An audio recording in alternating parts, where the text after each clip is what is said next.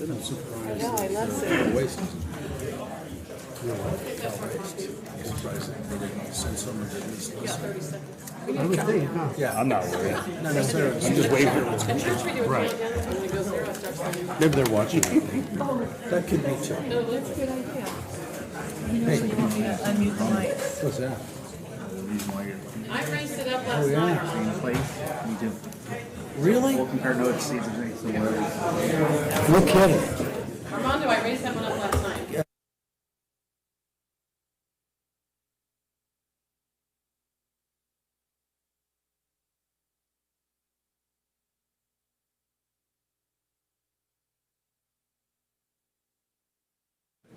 Hey, they open on a. You would have saw the laser. Airbag underneath, chase them off. Okay, we call this meeting to order. My social work. Yeah. Roll call, please. Vice Mayor Farmer. Here. Councilmember Sandu. Yeah. Councilmember Hoffman. Councilmember Lozano. Mayor Lamson. Here. Stand for the silent prayer and the flag salute.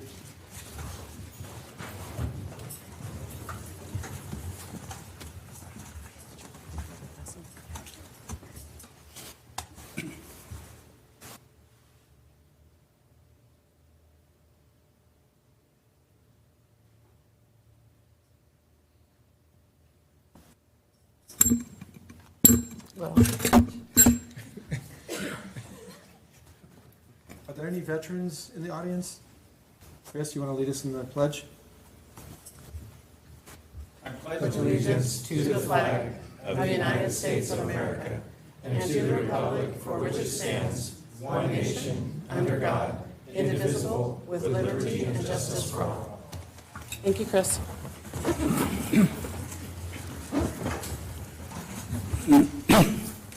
All right, can we replay the, This meeting of the Galt City Council will be cablecast on the Metro Cable 14, the Local Government Affairs Channel, on the Comcast, Consolidated Communications, and AT&T Uverse cable systems. The meeting is closed captioned and webcast at www.sacmetrocable.tv.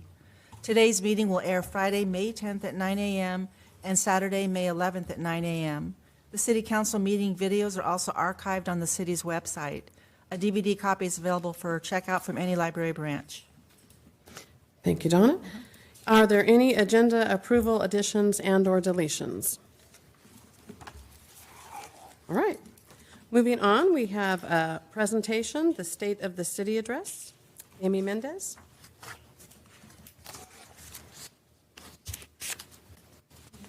Okay.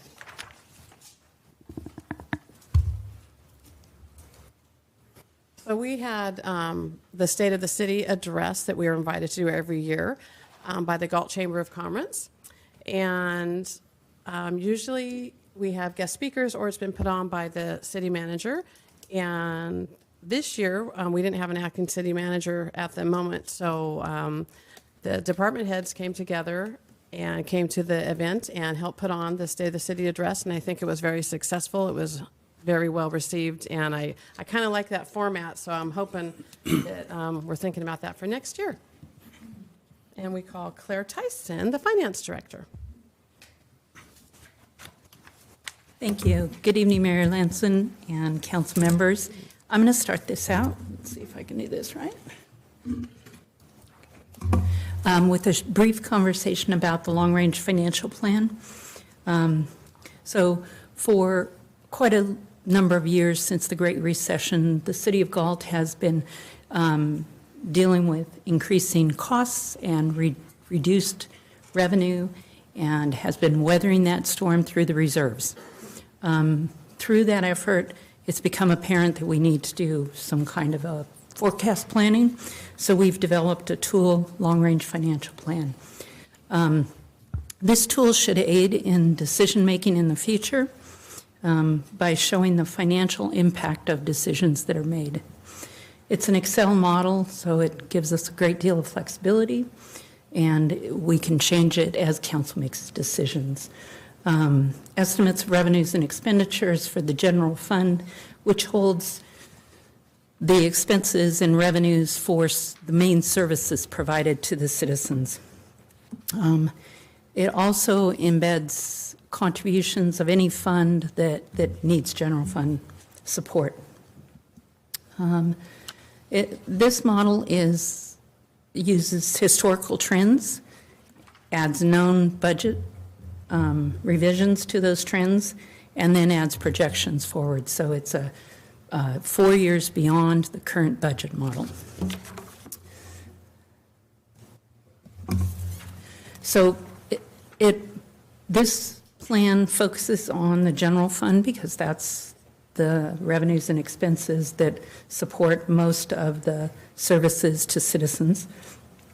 In the model, it shows that we have Parks and Recreation Fund and Northeast Area Lighting and Landscape District. And the reason for that is that the general fund provides support for those funds. This model can change depending on what fund needs that support. But right now, those are the three. So this chart, I hope you can read it. What this shows is each one of the funds and how they did in the 3 years of actual that we have in the historical trend, plus the 2 years budget, plus 4 years projection. So the orange line is the general fund, which holds most costs and revenues. The blue line is the Northeast Lighting and Landscape District, with the red line being Parks and Rec. The dotted line is the combination of all of those. So the 3 years of actual, those contributions to whichever fund needed the support have already been done, and that's why the line's fairly flat. And then the rest of the years on this projection don't show that contribution correction. But again, they're combined into the dotted line. So based on that, we know we have some corrections to be made. This is another picture of really the same thing. But what this shows is those 3 years worth of actual. The green bar, the green portion of that bar is the Economic Uncertainty Reserve, which is policy that the council approved for a 25% of expenditure to be held in an Economic Uncertainty Reserve. The blue is other reserves. Those have to do with prepaids and some requirements that we have to set aside.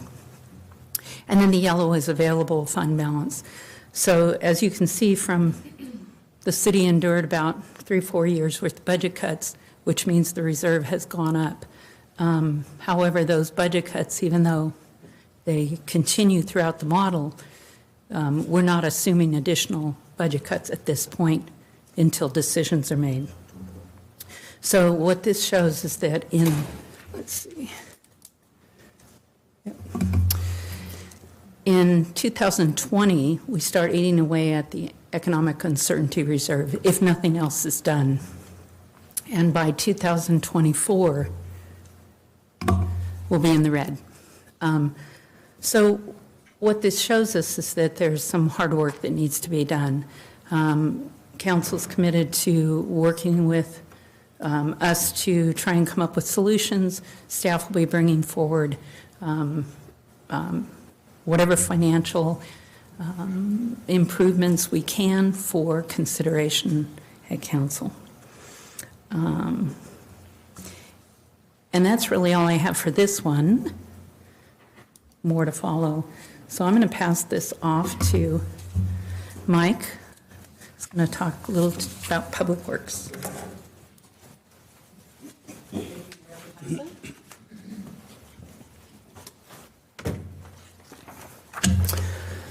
Thanks, Claire.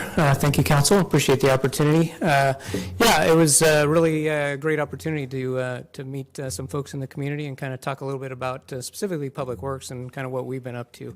So I kind of like to start off with a couple of projects that we've recently completed. And initially here, the first one is the 4th Street parking lot and open space improvements.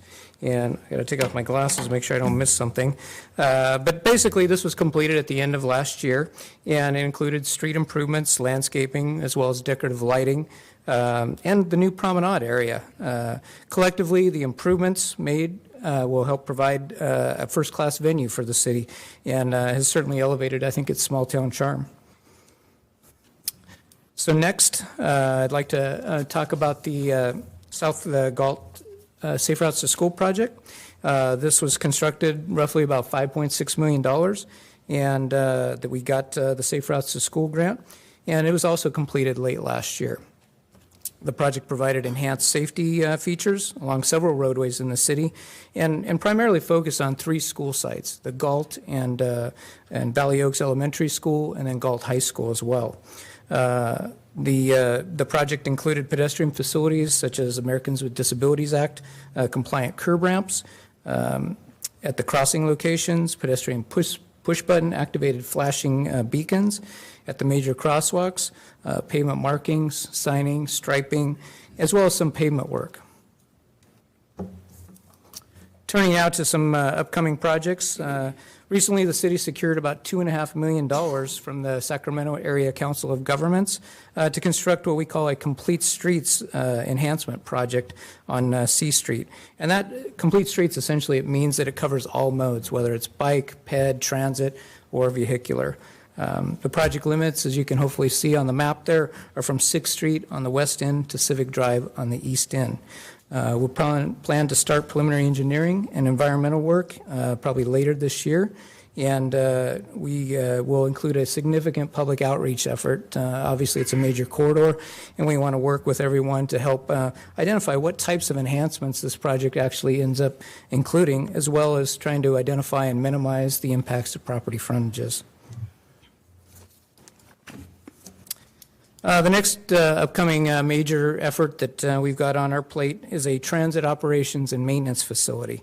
And the city was fortunate to receive just under $5 million, kind of a collective between some money, about $3.3 million from Sacramento Area Council of Governments, around $900,000+ from Sacramento County itself, and then the remainder was from the Sacramento Transportation Authority. So essentially what this will do per recent council action in March is we've identified to locate the facility out at the city's wastewater treatment plant site, which if you look on that map, it's kind of that black outlined area there, kind of in the lower right corner of our property. And then, you know, we've solicited the school districts to see if they would be interested to participate with us for their school buses. And so we've had some ongoing discussions with them. In fact, just last night, I was at the Cities and Schools meeting, CAST meeting, they call it, and kind of gave them an update on where we are. And where we are, just to kind of give everyone here one as well, is the Sacramento Area Council of Governments has kind of said, look, it's been some time since we've allocated that funding. We really need to move forward on this project. And so they've given us a deadline that we have to have the facility complete by the fall of 2022. So when we back in the schedule for that, we've got to start our preliminary engineering and environmental work probably later this summer, in the next probably 3 or 4 months or so. So, and then moving forward from there, you know, we'd probably look to start final design about March of next year, and then construction probably in May of 21 in order to hit that fall 2022 deadline. So that's where we are on the schedule, and so that's an exciting project that we're working on too. And then kind of the last thing, and Claire touched on it a little bit with one of the lighting and landscape districts, is, and you saw the trend line there, at least for the northeast one, it's trending a little bit negative. So this is something else that we're going to be working on. And as you can see on the map there to the right, I don't know if everyone's familiar or not, but you can see the 3 districts there. And essentially, the West Side District is shown in pink, the Northeast is in yellow, and then Lighting District number 3 is in the blue. So in the coming months, we'll be working with council to kind of explore some options to ensure the long-range fiscal sustainability of these districts. It's going to include extensive outreach as well, and within the districts as well as the greater city community. And so that's kind of where we are on that. And with that, I'm going to turn it over to Chief Stockman. Thank you. Okay. Sneaking up. Good evening, Mayor and City Council members and members of the audience. I'm pleased to be up here and talk about some of the things that are going on in the police department. What's interesting is that the police department has many different facets and things that we do. Hold on a second. Which one? That one? Go forward? To go The forward. one that has the arrow that goes forward? Thanks. We do a lot of interesting things. You know, the world of policing is expanding, and it's not just going out on patrol. There's a lot more to it than that. And so we're going to just highlight a few things. First, I thought it was really, really important to start off with the Kevin Tom Memorial. Last year was the 5-year anniversary of his murder. So since then, now it's been 6 years. And so we do a lot to make sure that we remember him and the sacrifice that he made, not only for the citizens of Galt, but for the law enforcement community. So we have our fallen officer memorial right here at City Hall. We have our annual remembrance that we do every January 15th. There's a new cross at his site of his murder that has been erected, and a whole lot of improvements thanks to Public Works and some of the efforts of our police officers that took the initiative to make that site even better than it was. We have our annual 5K run. If you all can see, I have this pin that I wear on my uniform. It's been issued to every member of our department to make sure that we don't forget. There's a new cabinet in the lobby that remembers our fallen. And the Special Olympics torch run that most people don't know, but Kevin is buried in, his gravesite is in Citrus Heights off of Greenback. And there is a flame that is always burning there. It's the eternal flame.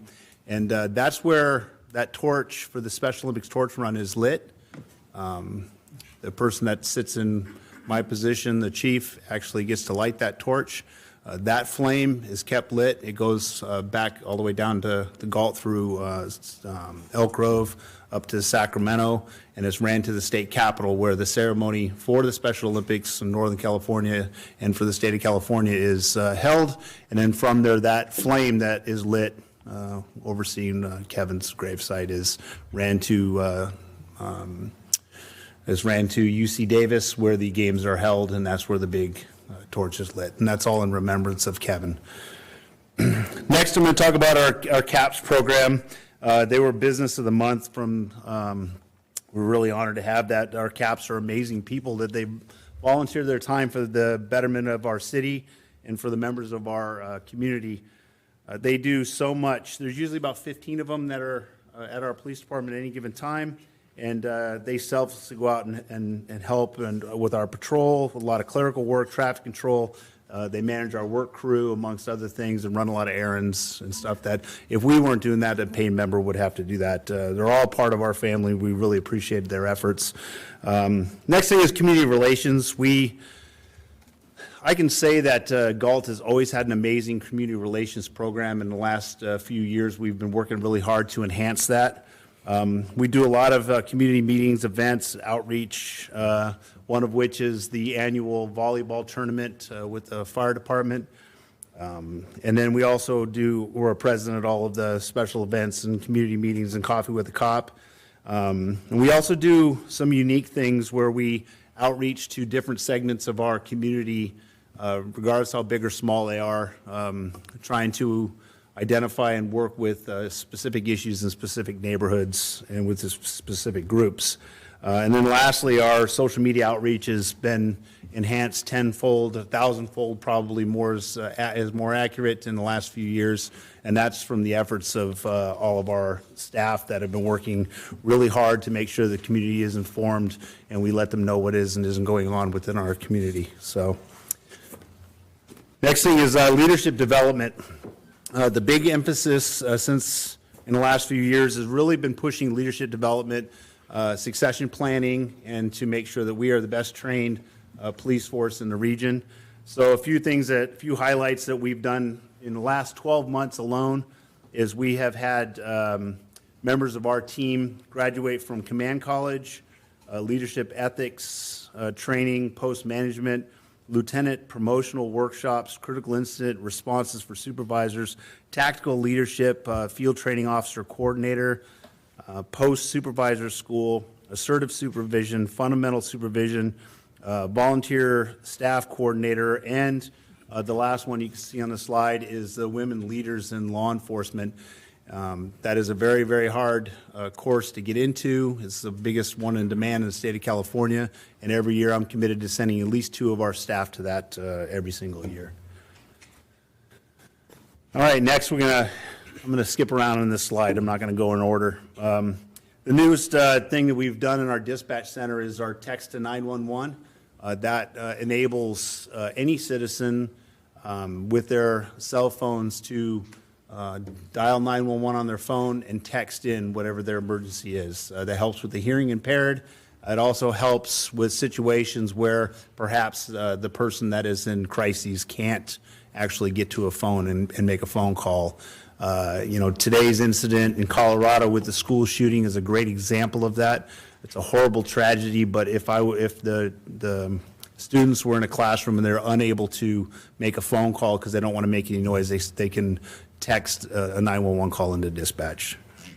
The other thing we've done in the last 18 months is we've purchased new dispatch consoles and radios for all of our dispatchers and for our officers. That enables us better interoperability.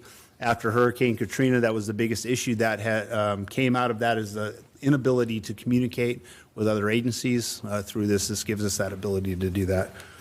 The next thing is recruitment. We have increased our recruitment efforts, again, tenfold in the last few years. I'm proud to say that we have 1 vacancy, soon to be 2 due to a retirement, but we are doing better than most agencies in the region as far as our recruitment efforts. That's because we're working closely with HR. We have a new screening process, and we're only hiring the good quality people with great character. That's been one of the initiatives over the last couple of years. And we also are really focused on hiring people that want to work in this community with our small town charm. That is one of our biggest emphases. And then the other thing that has happened, and I think that's really helped enhance our recruitment efforts, is because we spend a lot of time listening not only to the people within our department about what is important to them, but also with the community members providing us that input too. And so we're really screening out and trying to make sure that we only hire those folks that will be happy to work here in Galt. Homeless outreach, we've spent in the last 18 months working with different community groups and to try to figure out better ways to service our homeless population and to help provide the services that they need. Our officers are better equipped to inform the homeless population about what services are out there. And then we've been spending a lot of time meeting with our care home providers that encompass or surround our city about some of their clientele, because a lot of the complaints about homeless are actually clientele that live in those care home facilities. And then lastly, talk about our RIMS failure. On August 7th of 18, I got the worst news I could possibly get as far as not a critical incident in the field, but just a critical incident is the fact that we lost 18 months of data. That's all of our RIMS and CAD data. And unfortunately, that data is not going to be able to be recovered. So that is lost data. But we've worked through that through the district attorney's office and through with all of our reports and everything else, established procedures within inside the police department. And so I think that we've recovered nicely. It's just an unfortunate situation that has occurred. And then we're absolutely, as a city, we are working really hard to identify the issues, identify what did and didn't happen, and then ensure that we have the fail-safes in place to make sure that it never happens again. So with that, I'm going to turn it over to Chris Arias. Do you want me to advance it for you? Please. I learned how to do that just now. Thank you. Thanks, Chief. Thank you, Chief. Chris Arias, Community Development Director, and it is my pleasure to talk about the accomplishments or the activities of the Community Development Department in 2018. And I think the two biggest accomplishments really are shown on the screen. The first one being the annexation of 230 acres, which serves as the expansion of the industrial park. And that's significant because obviously the city boundaries are growing, or have grown, 230 acres. But the expansion of the industrial park will help us balance the residential growth with job-producing uses. So this was really an important accomplishment this past year in 2018. We're not out of the woods for attracting future development into that site, especially the job producers. There are some challenges, and the challenge we'll be working on going forward is really providing the infrastructure to actually attract those job producers and get them up and running. The next item on that list is the South Sacramento Habitat Conservation Plan. This was a long-term effort between Sacramento County and the city of Rancho Cordova and the city of Galt. There's a couple other users in there too. And this has gone on for, Kurt, correct me if I'm wrong, 15 years, maybe 15 plus years. So this is a major accomplishment to actually have this completed. The Habitat Conservation Plan will help streamline development, but will also help protect the environment by providing a cohesive network of preserves, which is better for the nearby biology resources. A couple other successes in 2018 were the city actually approving a couple different housing product types. The city mostly is low-density residential. All the new growth that we've had the past few years has been low density, and that's your 6,500 square foot lots or greater. These developments that you see on the screen are all small lot subdivisions and offer a different product to the city.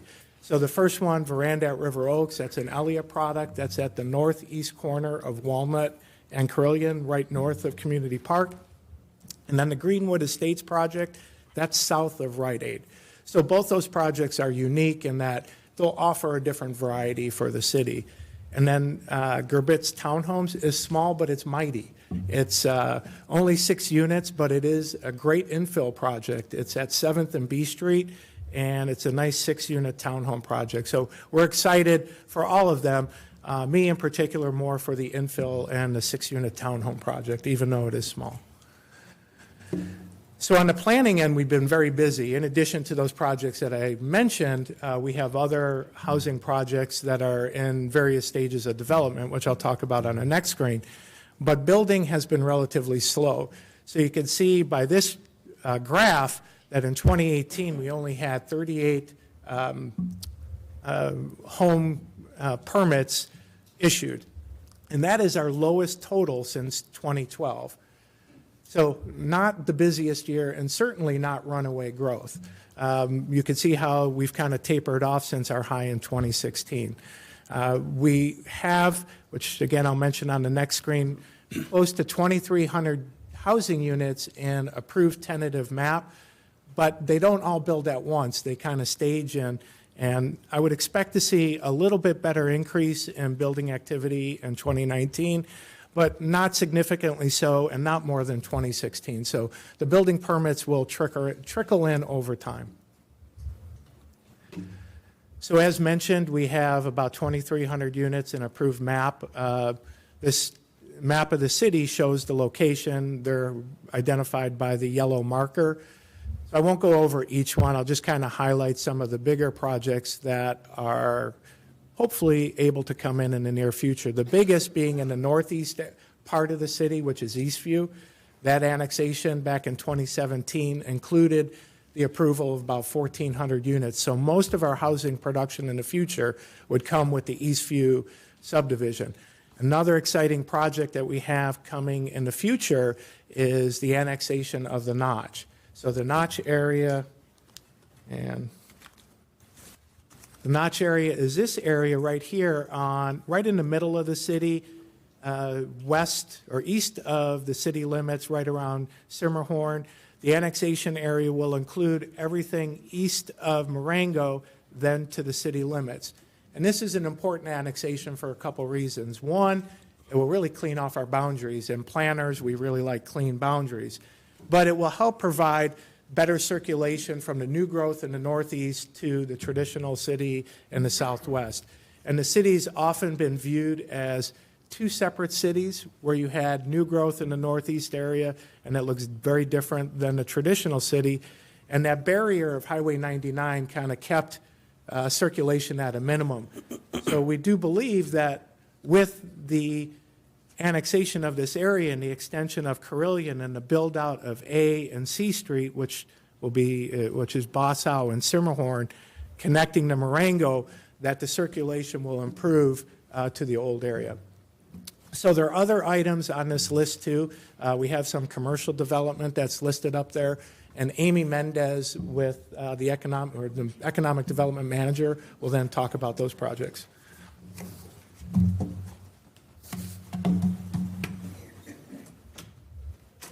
Thanks, Chris. Good evening, Mayor and members of Council. Amy Mendez, Economic Development Manager, as Chris mentioned.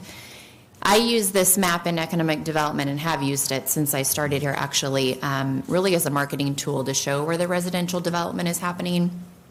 It's really important on the retail front. I know that sometimes we get beat up about how much retail development we have in the pipeline, but the reality of what actually comes to construction on an annual basis is really limited. And so, but it's really nice to be able to show the retail developers and retailers in general where the actual housing growth is anticipated to be happening. And so this is a great map that I use at some of the trade shows that I attend. Speaking on just kind of what's happened in the past year and what's in the pipeline as it relates to commercial development, this slide shows some of the new and expanded businesses that we have that are in the pipeline or have opened already. I'm really excited to talk about the Old Town area and how much activity we've seen in the Old Town area in the last 6 months or so. Between Streets Lawn opening, and we have Lark's Deli and Donuts that came in, and they're doing a wonderful job down there. Papa's and Wings is under construction. The little farmhouse and back alley brew house is also anticipated to be opening within the next several months. And so lots of activity in the Old Town area, which is great to see. You know, that's really the heart of the downtown, the heart of the city. Best Western is expanding, as a lot of you know, and Starbucks has been doing gangbusters at their location up on Highway 99. Some of the retail recruitment efforts that I've been working on, and this has been a focus really since I started here, has been some of the areas that have vacancies on the retail front, new development as it relates to retail land that's available, focusing on the downtown and really how to work with some of the businesses in the downtown, talking to them about some of the opportunities that are out there as it relates to marketing tools, and then infill areas just where there's minor vacancies in infill development areas. I recently attended in March the International Council of Shopping Centers in Monterey. It was a local trade show that really focuses on Northern California retail development. And so when I attend these trade shows, really the focus is talking to some of these retailers, getting in front of them, making them aware of Galt and some of the opportunities that we have, some of the vacancies that might fit the criteria as it relates to their retail footprint. I did have an opportunity to meet with all of these retailers, really trying to target the locations we have available. So where we have pad sites that are shovel ready, where we have vacancies. The Dollar Tree vacancy in the Raleigh Shopping Center was a primary focus, trying to find a tenant to kind of backfill that space. Met with Big Five and with WSS Shoes and Boot Barn, as well as Hibbett, to really pitch that site. And I think we're making some progress on potentially a tenant for that location. So we'll see in the next couple of months where that lands.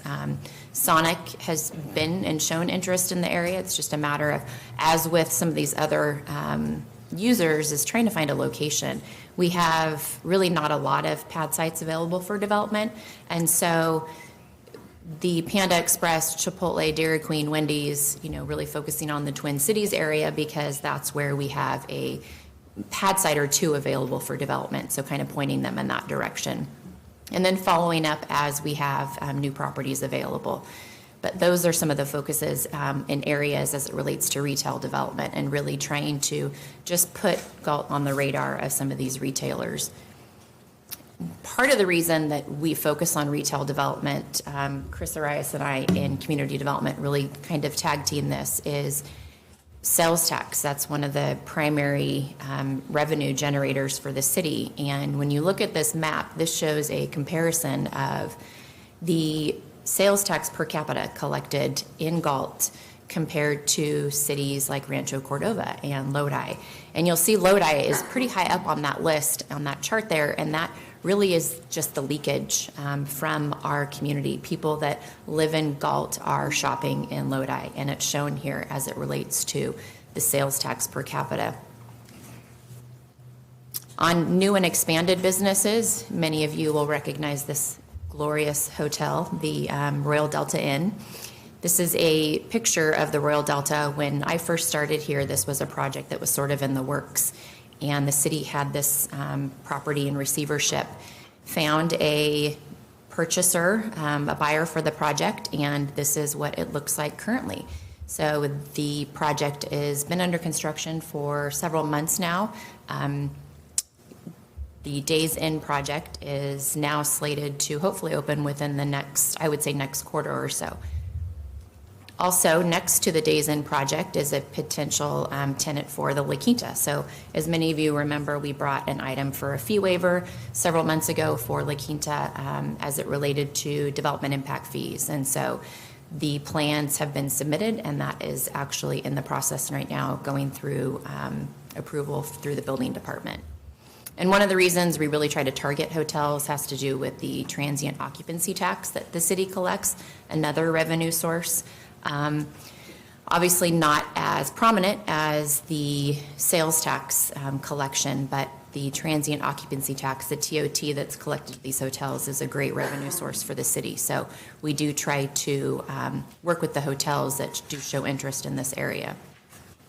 Some of the other items that we've worked on in the last year have, like I said, the La Quinta Inn and Suites fee waiver. That was an item that was approved in December in order to facilitate that project. The temporary infill development fee reduction was put in place in December as well, and that was really to incentivize development in the infill area for residential. SKIP is a program that the city actually already used for commercial development, but it's a financing program through the state. And now we are able to use that for residential projects. And then the other item, wayfinding signage, that's a project that we've been working on over the past 6 months or so. And hopefully within the next couple of months, we'll have final project renderings to bring to City Council for approval.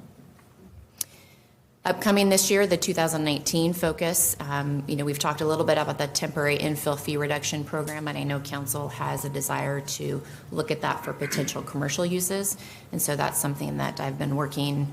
I probably bugged our city attorney more about that than she cares to hear me, but that's one of the projects we have been working on. Business retention, really, there's a lot of business owners here in the audience tonight as it relates to business retention and outreaching to our existing businesses, because that's really primarily where your job growth is going to be seen. Industrial business recruitment, as Chris alluded to, the industrial annexation area is really going to be key moving into the future, because that's where our large-scale pieces of property are available for industrial development, and job creation really is the focus there.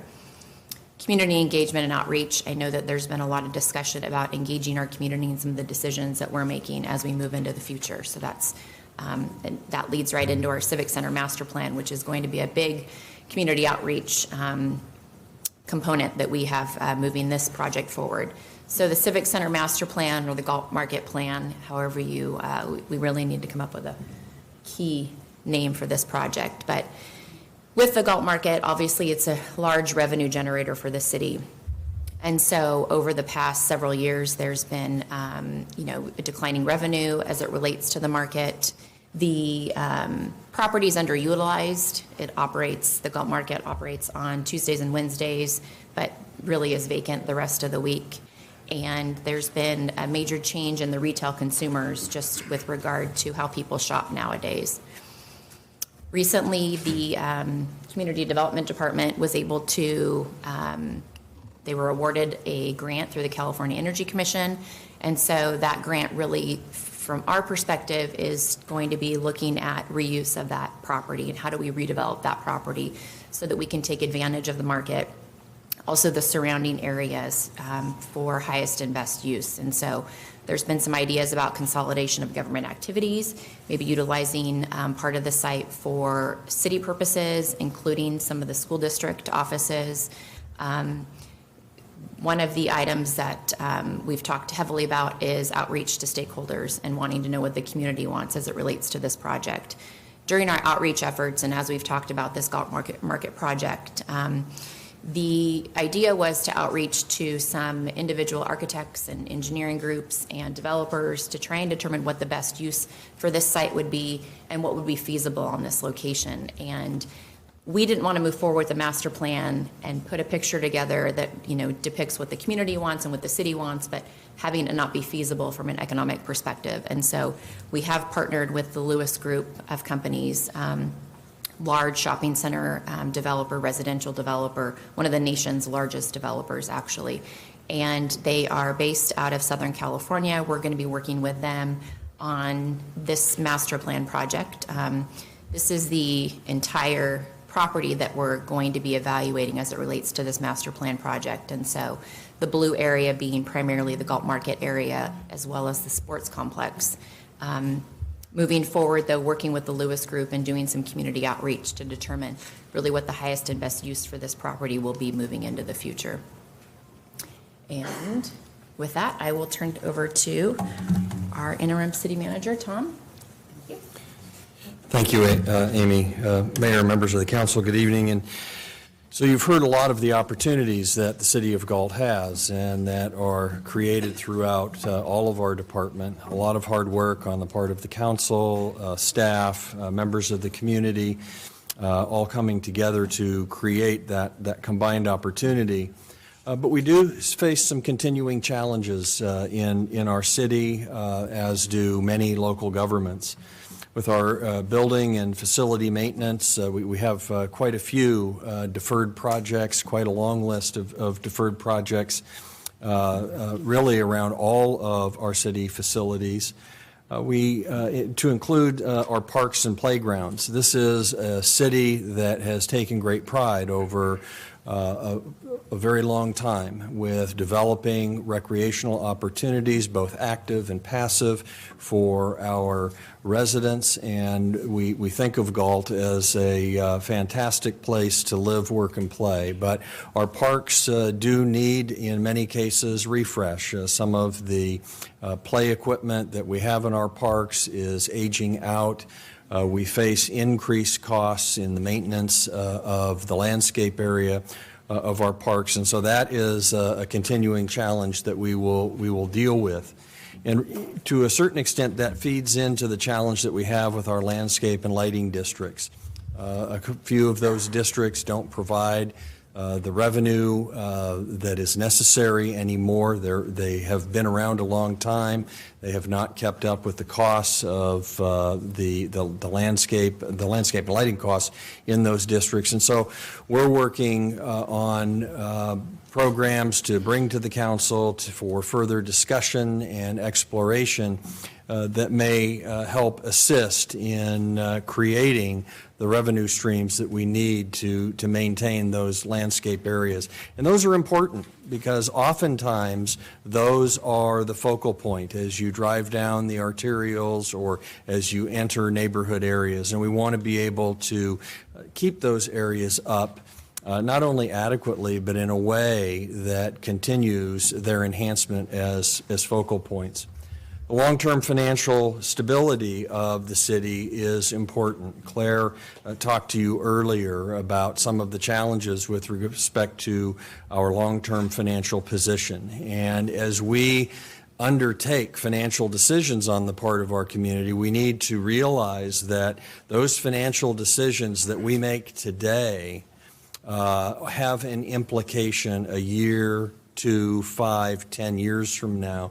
And so as a council, as a staff, as a community, when we decide to take on financial decisions, we should be looking far down the road to ensure that those decisions can be sustained over the long term.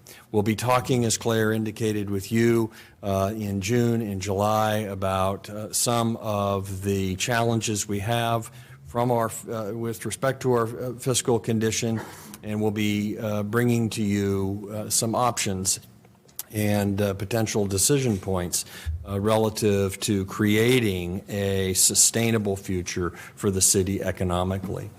In continuing on with a couple more challenges, one of the challenges we will face, and will certainly be a topic this summer, is our pool. The pool itself has again advancing in age, and as happens with all facilities, they need refresh and rehab. And the pool in particular has some cracks that have developed, not uncommon in pool facilities, but nonetheless, what they represent is a significant financial cost to be able to remedy. And of course, again, maybe tied in a little bit to the lighting and landscaping, or at least the notion of lighting, landscaping, and maintaining the physical appearance of our parks, are our trees throughout our community. And those are not only in parks, but they're throughout any public right-of-way that we have, and they stand as an incredible asset for our community. But they are a natural asset, and they continue to grow every day. And so we need to be able to maintain them, and we want to maintain them in an appropriate way under an arborist supervision to ensure that the trimming we do doesn't harm the tree, but actually promotes the growth, the strength, and the long-term viability of those assets. And so those all represent some of the challenges that we have ahead of us. But I would, I guess, submit to you that given the opportunities that we have a positive attitude about meeting these continuing challenges. We'd be happy to answer any questions that the council may have. Well, thank you to the directors and staff, Amy, that helped put this together. And thank you, Mr. Hagden, for coming up to that one. Very informative, and I really appreciate the honesty and the pluses and the minuses that everyone put out there. It was very impressive. Any other council want to say anything? I do. Thanks for the presentation. Appreciate it. I think this is the second or third time that I've seen it. But the thing I like about it is it's balanced. It tells us what we're doing well, the things that we need to work on. And I certainly think that in the next several months that we're going to have to roll up our sleeves and get to work on some of those financial issues that we face. Because if we don't now, when will we? And so I think that that's going to be important. But I like the fact that we're engaging the community. Our focus is community input and getting feedback from the community on what they want, because that's whose community it is, you know. And so we'll work through that. And thanks to everyone that again came together, kind of at the 11th hour before this presentation was done at the chamber luncheon, to put this together and do a really, really good job. We have great staff here, and I appreciate all that you do. So thanks. All right. Thank you. Moving on to public comment. Donna, can you please read the public comment statement? Under Government Code Section 54954.3, members of the public may address the City Council on non-agenda items. The public comment section is for City Council to receive comments. Except for brief responses to questions, no discussion or action may be taken on any item that is not listed on the agenda. Please limit comments to a maximum of 5 minutes. Speaker cards are located on the table inside the entrances to the council chambers. Once completed, forward the speaker card to the clerk.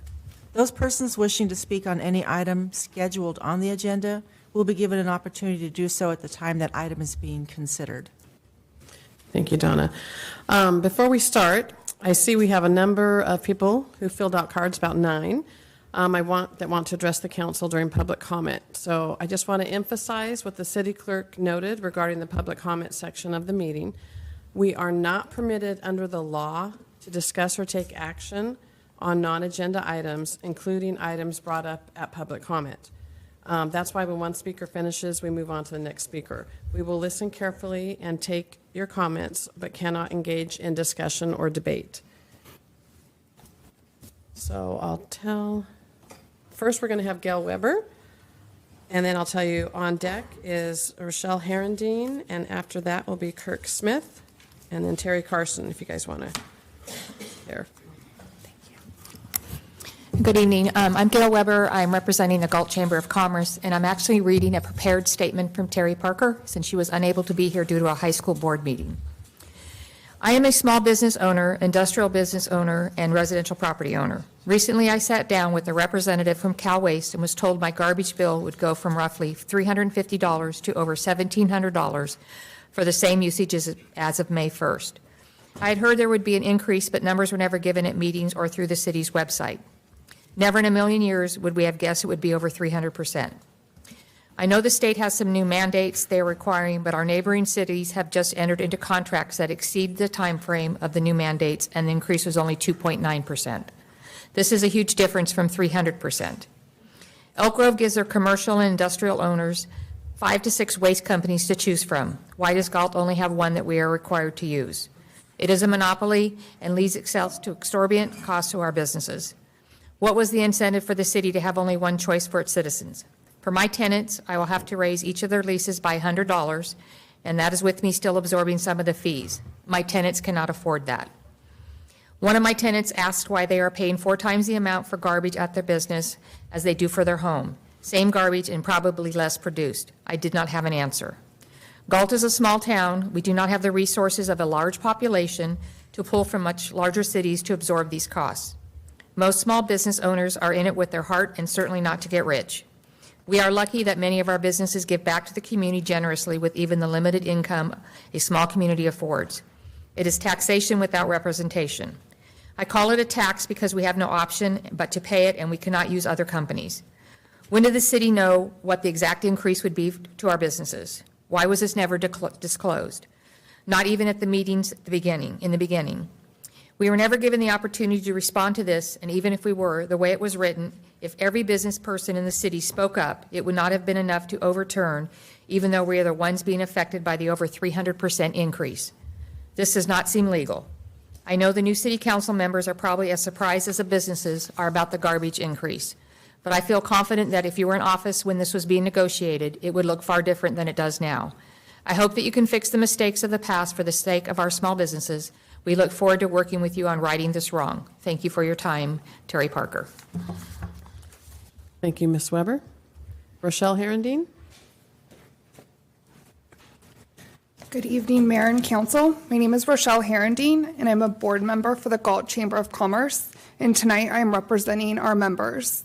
This includes dozens of small business owners who are, as of May 1st, navigating massive trash rate increases and figuring out what steps that they have to take to continue to stay in business or not.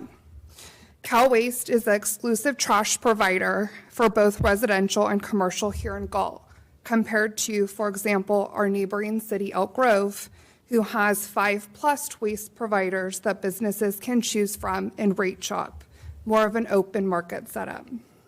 Bringing it back to last year, Cal Waste contract was expiring, so the council had formed a negotiating committee who at the time, there was Councilmember Campion and Councilmember Lamson.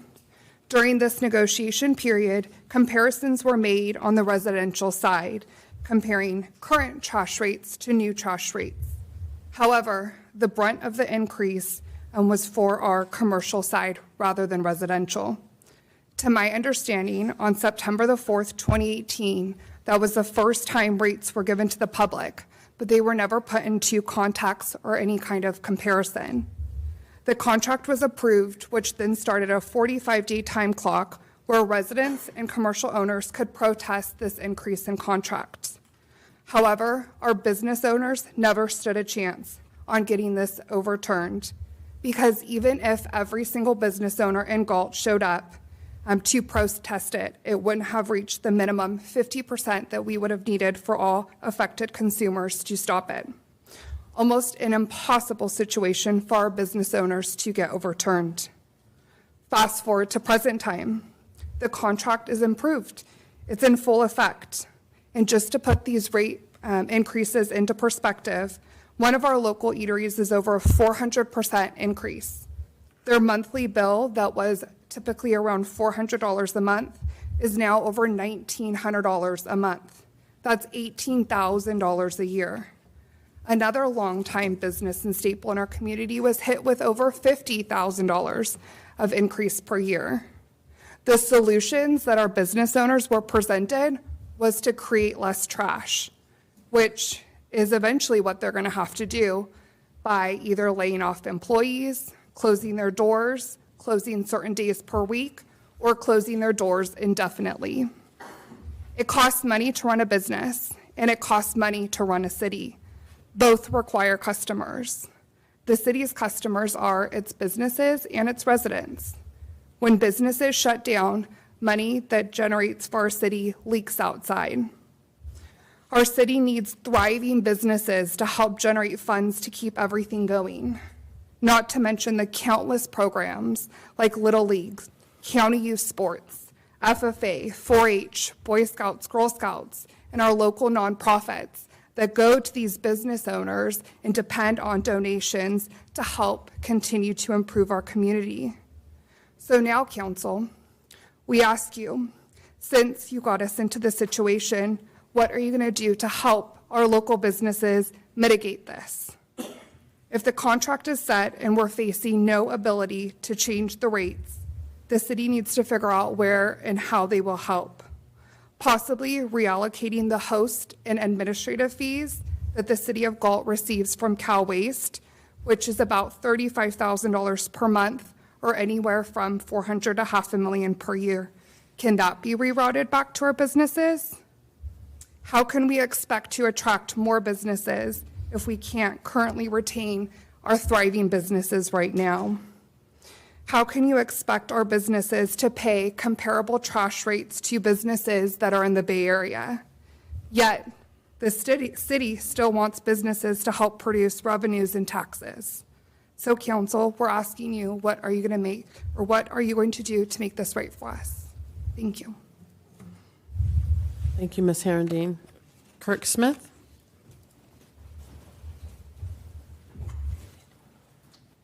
Terry first. And Terry.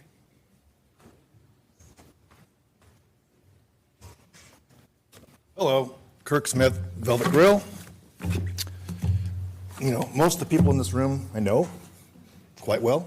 Some are, I call friends. I don't enjoy doing this. It's not my forte. Before I get to my stuff that I had already kind of thought, I was listening to the presentations from some of the members and council, and this is not directed to you, but you gave these businesses that we're going to try to attract. Are they aware of the garbage rates? Okay. They should know that, because it's excessive. So, and then your presentation, the long-range planning finances, I thought, you know, the city didn't do a very good job when they bumped the trash rates, tax to businesses, $18,000 extra for me, $50,000 extra for somebody else I know. They weren't very smart. They should have taken more, you know, because why did they stop at 400%? And where did they come to that number? You know, it just, I was originally going to read this in my 5 minutes. This is the amended, restated collection services agreement, City of Galt, Cal Waste Recovery Systems, October 5, 2018. But, you know, 5 minutes plus is kind of boring. Didn't think I'd have time. I have extra copies if anybody wants them before I leave, you know. You know, a lot of the stuff I was going to say has been said by the previous two. My biggest thing is we've been in business since 2012. I've lived in Galt since 1990, kids born and raised, you know, great town. I was at a local business today discussing this, and happened to see on their wall the City of Galt business license, which is, a little fee tax. And I wanted to take it off the wall and first of all, that's an annual thing, right? And it's a pittance from what they decided to take from the businesses.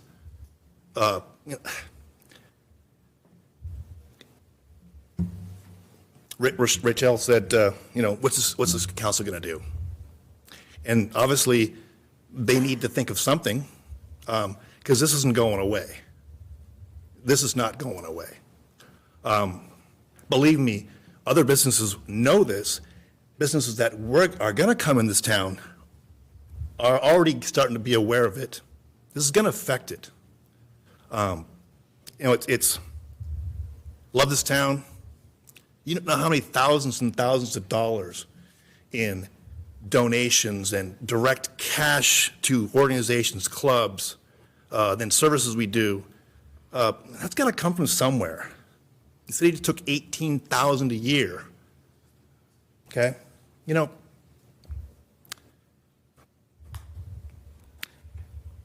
I could lower my business hours, close the doors altogether.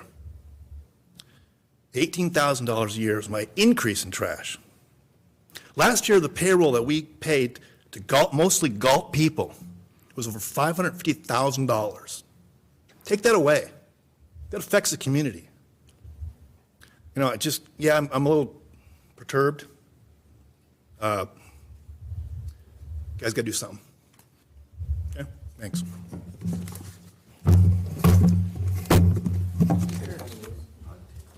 We have Terry Carson, then Chris Newell, then Ray Patel, then Sunny Patel. I'm Terry Carson with Carson's Coatings, and I'm kind of going to say the same thing. I don't have a prepared thing ready, but it's, ours is hitting us at 369%, almost 400% also, and it's a lot of money, and I'm going to have to raise, Fitness Pro and stuff because they dump in our trash, and, it affects everybody, and our employees also, too, are all Galt employees, and I'm a 28-year-old business here in town, so I didn't pay this much when I had 100 employees, and it is outrageous. It's just not, if I went to a customer and said, I'm going to raise you 400%, they'd be shopping me. They wouldn't come back. We don't even have that option to shop it and get another provider. It's, our hands are tied, and it's just a lot of money. And, I know myself, I'm just going to get rid of the 5-yard dumpster and not have it anymore, because instead of paying $213, I'm going to pay $803 a month for it. I'm not going to do it.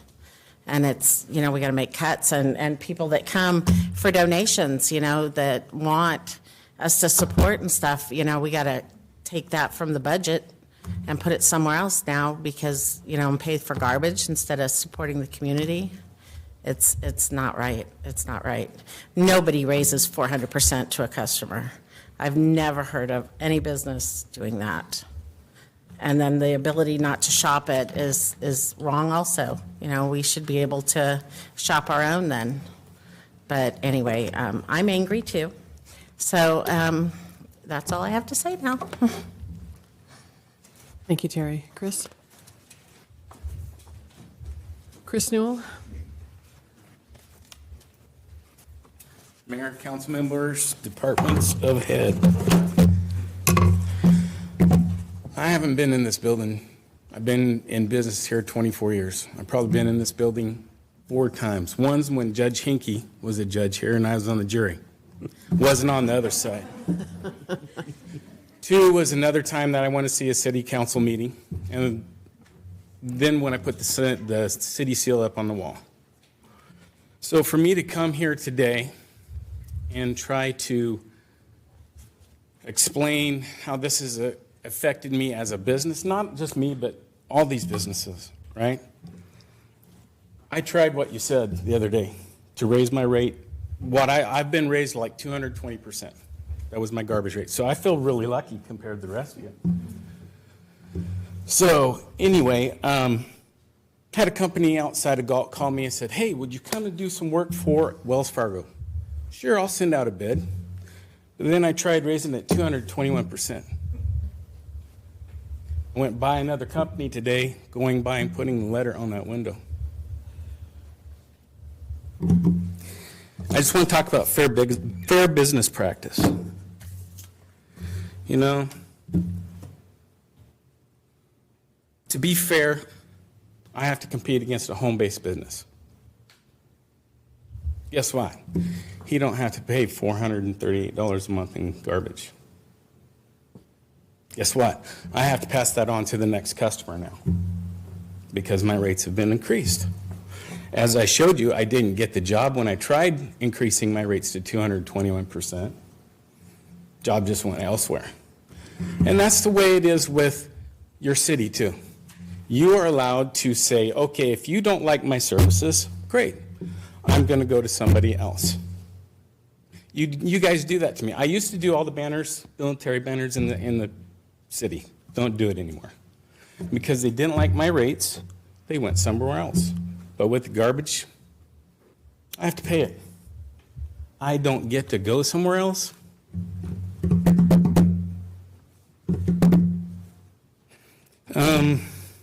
Yes, we are a part of the sales tax collected that they spoke of in this the PowerPoint. What if some of these businesses went away and you didn't get to collect that sales tax anymore? I'm just saying, it's not everybody that owns a small business is rich. We just do our best, all right? I know you guys aren't wealthy. I do business, you do business, right? You do business. So with that, I'm just going to leave it. Like I said, I've only been here 3 or 4 times, but this was important enough for me to be here. So. Thank you, Mr. Newell. Ray Patel?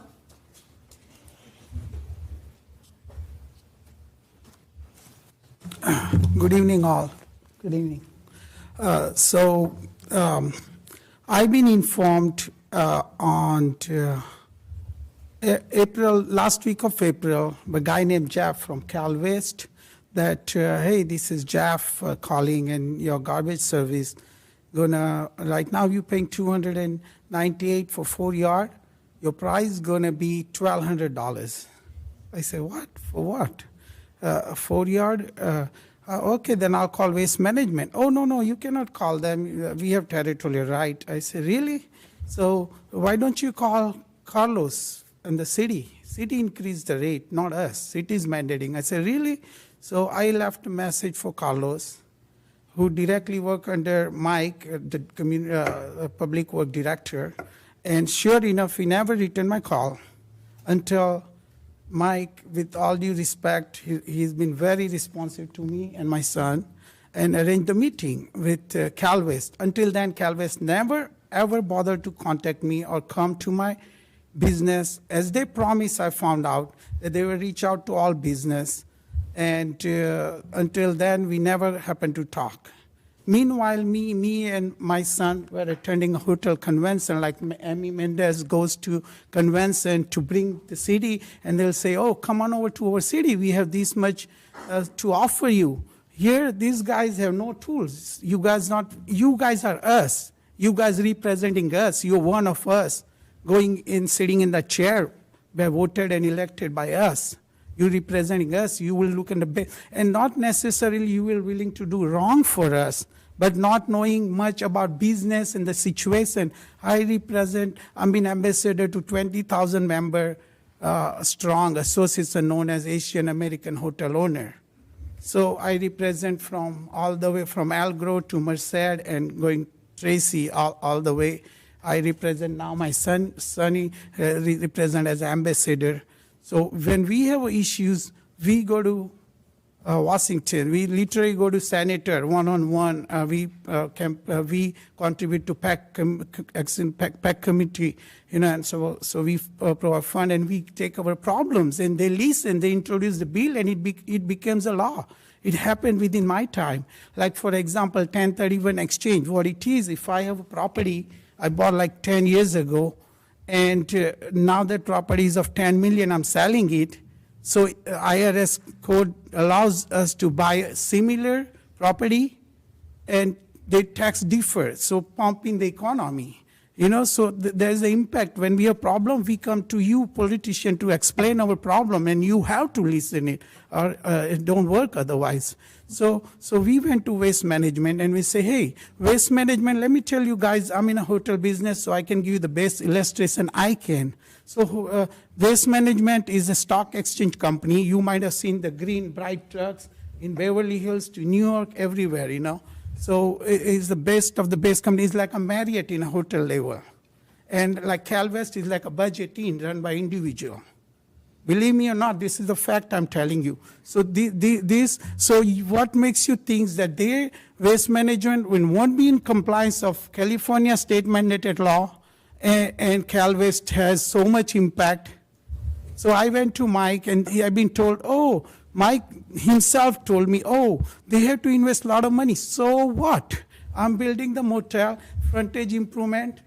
Chris make me do, rather public work make me do the frontage improvement where I had to bring the electric line under, phone line under, Comcast under, 500 price cost. This cost of doing business. Come on, CalWest. You are an individual business. You do capital investment. Do not misguide the citizen and city council members and guy like Carlos who's paid by city and advocating for CalWest. This is very unethical, very wrong, and price gouging is very, very illegal. You city council members has no business to make one individual company so benefit and rich. I don't know why we will, as it is, Galt has been criticized for big impact fee. For example, I'm doing hotel in Northern California. Believe me or not, every hotelier developer knows who Ray Patel is. And they know what's going on in the city. A lot of city hotel Mr. Patel, yes, you have 10 seconds. Okay, yeah. So my point is the waste. I've been done 5 minutes. 5 minutes already, sir. Mayor, can I request, because this is a big issue, can you request another couple of minutes to this? Can you give a few seconds to wrap up? Yeah, wrap up, please. So at this point, I'm requesting you. Look, I'm not going to open my hotel. I'm not willing to open my hotel where I have to pay more for the refusal service than water and sewer combined. I have to pay more for the sewer. That's outrageous. Water is the most important commodity to survive in the world. You kidding me? I'm not willing to open Daisy. I'm not willing to groundbreak La Quinta. This is my protest, and I fight for my fellow citizens. I don't care. With grace of Lord, I'm well off. I can survive to leave that property closed. I'm telling you, I'm begging you to understand people. Let waste management come and take over open market, at least for commercial person. They misguided commercial customer. Honestly, they did. Majority is residential, which are not impacted that much, and they're doing wrong way. They're doing wrong way, which we are looking for a big lawsuit coming to a city which is not healthy. Cities at this speed, city going to be straight broke. 10 taco trucks popping up, and the whole business is closing down. No tax revenue. I'm telling you what's coming. Believe me. I have no further to say. I love this city. I'm so appreciative to you and sir, to you. Because I took the filthy of the filthiest project to make you guys proud, and you putting me down. I don't appreciate this.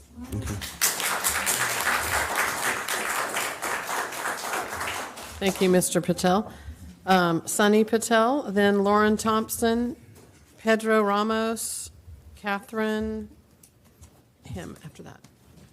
Good evening. So as you know, we're doing the Days Inn and the La Quinta project. And, when we do these, as a business owner, when we do these studies, we look at what the feasibility of doing business in a certain city is, and Amy's job, for example, is to bring businesses to a city like this, to help the city grow. Now, something that we look at is cost factors, and a cost factor like that where waste on the national average is about like what the city of Stockton does, right? They have waste management and they have an open market, so they have, I think it's recycle, I forgot the exact name, they have Republican recycle services over there where they have an open market system. So their prices definitely jumped too with the changes, but it only jumped by about $14 to $18, and that's from $360 to $384, which isn't significant, but you're jumping from $298, which is the service we had, all the way to $1,200, which is just ridiculous. That's a 400% jump. And it's a deterrence factor for any business to want to come to a city to do business when waste is that expensive. And like a lot of the fellow citizens of this city, you know, they're just doing small businesses. I'm a real estate agent, and we also do commercial properties where we have strip centers. And an average strip center, if it's based on square footage, this is close to about 70% of the storefront cost of a rental. You know, and if it's like, how do you justify spending on a business when your waste is equivalent to your unit to rent a unit, and you have to pay for commercial waste, you know, and it's a ridiculous amount. So I think it's something that you guys definitely need to look into in terms of seeing what we can do to get it into an open market. Because like our neighboring cities, it's not just Stockton, it's not just Elk Grove, it's across the board. Majority of cities have an open market when it comes to waste. It doesn't make sense when the city of Galt is charging the same as like major cities in terms of waste collection. You know, on average, it's like the cost now at 400% more. That's equivalent to a city level like San Jose doing waste collection about 4 times a week. And we're doing two weeks in a really small city that's trying to grow, that's trying to bring franchises in, that's just like fast food level we're trying to bring in. You know, we barely got a Starbucks. We're trying to bring 2 hotels in. It's just not justifiable to charge major city levels in a small city. And I really think that's something you guys have to look into and change if we want to grow as a city together. Because it's affecting all the small businesses, it's affecting the large businesses, and it's going to deter any business to want to come to city to even conduct business if the prices are outrageous. And like everyone else has said, right, it's one company benefiting from at the expense of everyone else. Right? It doesn't make sense. It's a monopoly when we don't have an option to shop around for cheaper options when other companies are willing to even come here and compete. They really are. And if they're able to, they would gladly do it.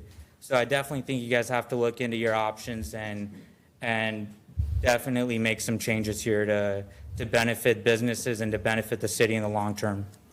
Thank you for hearing me out. Thank you, Mr. Patel. Next up, Lauren Thompson.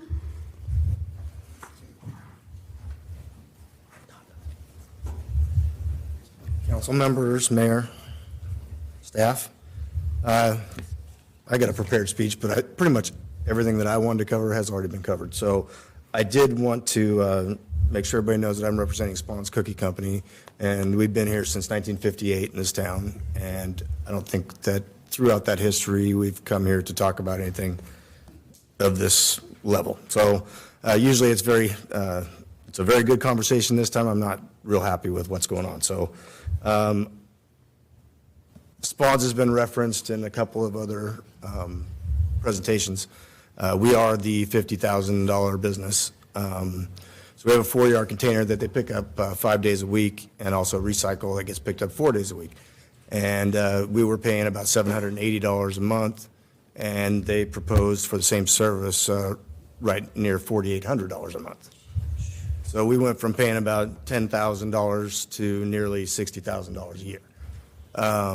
Obviously, we're trying to mitigate, doing our own things, which has been a good thing. We got to look at some of our things and evaluate things that we are doing and finding options that never really existed before, and that's a positive. And I'm not here to bash on Cal Waste. I'll tell you that right now. They're a local business. I know that they have good hearts. I just don't understand how they possibly could put a 600% increase on our business for trash and recycle pickup. It seems almost like nobody really understood the specifics of what this would do. But in my case, I would have to sell almost 500,000 of those little tubs at my current profit margin to pay for the $50,000 increase that they're proposing. I'm not going to sell them in that little store over there. I know that. And it would be like getting 2 grocery chains into our thing. 30% increase is what that means in that sector of our business. And that's just not doable. So the money has to come from somewhere, and we have to get better at what we're doing. And, Cal Waste has the right to do what they choose to do business-wise, and I completely agree with that. But we as a community have to stand up and say enough is enough when the time's there. And I think all of these ladies and gentlemen have done that. I can't say any more than Mr. Patel said, and what some of the other speakers have said. I hope we can go back and revisit this. It definitely is something that's a concern for the city of Galt, and I care deeply for the city. So thank you for your time. Appreciate it. Pedro Ramos?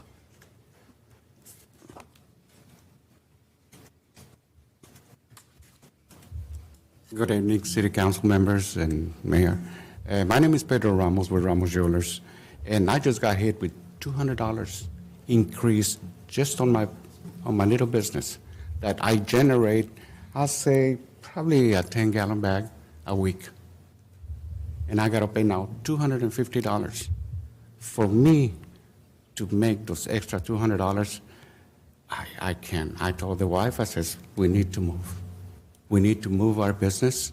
We've been here for 29 years, and we can afford this. We can find probably better rates in Elk Grove, better square footage rates, and we chose to Galt. It's great. The people are here. They're great. Police department is super. City council members, I'm sure you can work out something with Cal Waste and help us. We can't just leave the city for, just standing here. And really, it's everybody. It's not just me. You're hurting everybody by allowing Cal Waste to generate this big increase. That's all I have. Thank you. Thank you, Pedro. Next is Catherine Hom, and then Amy Sandu.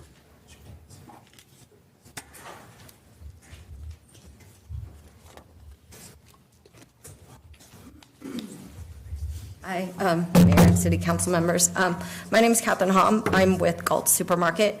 Here, like everyone else, I'm here to talk about the garbage rate. My rate before was $485.64 a month. My new rate now for the same exact service would be $3,541.37 a month. That is a $36,668.64 a year increase. That's a 750% increase. And when I, like everyone else here, asked Jeff from Cal Waste what other options there were, he said there were none. Well, actually, he told me I had the option to haul my trash myself if I didn't want to pay that, which obviously is not something I can do. I cannot afford this increase. To pay over $40,000 in trash is just, it's beyond what I can think. I have no idea, honestly, where I'm supposed to get this money from. It's hard enough to survive, and to just tack on an extra $40,000 that I was not prepared for, I don't know what I'm gonna do. I have taken options like everyone else to re-downsize my garbage, trying to do more in recycling and everything. Get less pickups. I'm forcing everyone to recycle, making sure I'm taking some of my trash home and dumping it if I can't fill it, because I can't afford that rate. And still doing all that, it has cut my trash down rate, but it's still, I was able to cut my trash down rate to about $1,800 a month. That's still a 300% increase. I still don't know where I'm going to come up with $20,000. And like most other business owners here, I can't afford to raise my rates and expect customers to still shop with me. There are so many other options. As you were saying in your previous presentation about all the leakage going out to Lodi, if we all have to raise our rates, nobody's going to shop with us. They're going to see, well, now I had to raise my Coke prices by $1, $2. And they're going to see, oh, in Lodi, the food co over there has it for $5.99. They're just going to drive the 10 minutes away to get it. Yeah, it's just crazy. So either way, it's either the garbage is going to put us out of business or raising our rates is going to put us out of business because nobody's going to want to shop with us. I understand it is hard and, we do need more money in it, but raising the rates so ridiculously high on all our businesses isn't going to help the community at all. Because if none of us can survive and all of us are going to be shut down because of it, that's going to be hard. And this is very sad for me because this is my family's 50th year with our store this year. And for us to think about having to shut down because we can't afford a $40,000 increase in garbage is very difficult for me. So I hope you guys take what we're all saying into consideration because this is a lot. I mean, my grandfather did this, my parents did it, and now like my first couple of years trying to get into this, and I'm just being completely shut down by garbage. And it's not just this year, it's the proposed rates next year. It's going to be, even if I, stay what I'm doing, it's going to be increased again next year by $150 a month. And then the year after that, in their proposed rate, it's going to be increased again. So even right now, if I somehow manage to do it, how am I supposed to keep up with the $100-something increase every year that they're proposing for the next 2 years? So it's not just this year I'm concerned about, it's with the following years and the following increase too. So thank you for your time. Thank you. Amy Sandu?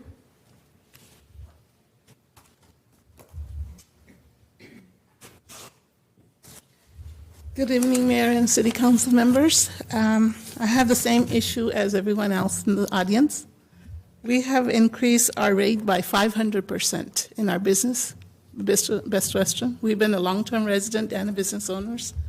But this is ridiculous that all of a sudden we have to pay all this 500 increase. And would like council members to help if there is a possibility what we can do with the waste management, talk to them or whatever we can do. So even with all the businesses, we can't all afford it. And some people can have to shut the doors because they can make it, because they can afford it. We cannot afford this much increase at all. So that's it all. Thank you. Thank you, Amy. Is there any other public comment? Okay. The city and Cal Waste have been partners in providing for the city's waste collection needs for many years. We recognize that under this new franchise agreement, commercial rates have significantly increased based on the new service levels requiring to meet the state of California's 75% recycling mandate and less trash. Under the franchise agreement, Cal Waste should be working with commercial customers to develop a waste and recycling service level that meets the needs of commercial customers. The city will work with Cal Waste to ensure that this happens at the lowest possible cost to customers under the franchise agreement. And I believe I have some other council members that would like to say something. First of all, thank you for all the small business owner, all the residents come here to this meeting and express their concern. This is a big issue. And I'm talking about whoever have a business, they know if your bill can be increased 400 to 500%, it can affect on your business. This franchise agreement, it was done on September 4, 2018. It was very written in the agreement. I don't know, there a lot of pages. The only thing, as a new council member, I have the authority when there is protest. And a lot of people already know there was no protest. You cannot, the only way you can do the protest if there is a 51% is protest. And that's out of even each single business. will say, I'm not agree this much increase, and you cannot win the bid. So that's why a lot of business owners, they don't come to their meeting. And I see that. But I'm talking about whatever done is already done, is already a franchise agreement, and we already understand the franchise agreement. This is between Galt West and City of Galt. So City of Galt already make a contract with them. There is a lot of things in the contract. I think most of the person, and especially council member, they are reading. You can make a difference when you initially negotiating thing. But I don't know how come, it's like in 500%, 600%. I never see in my life, single time, 500% increase any utility bill in this city or another city. Yes, there is increase. There always can be increase in future. There is a state, they can do mandate things. And we have to live with that. But instead, everybody, even our house, we have a budget. If we don't meet the budget, what are we going to do? We have to cut down the services. Same thing, all the business owner. The business owner cannot afford it. What they're going to do? They're going to shut their door. And we're not going to, what happens is can affect on the city because the revenues, sale tax, transient tax, other tax, property tax, whatever we're getting, we are going to stop that. And the other hand, I know we are in a budget crunch, and we're going to work next month for the budget. But this is also a budget. We need to increase the revenue. If we are not increasing the revenue, if we are discouraging the business, then we're not going to get the sale tax. We are not getting tax.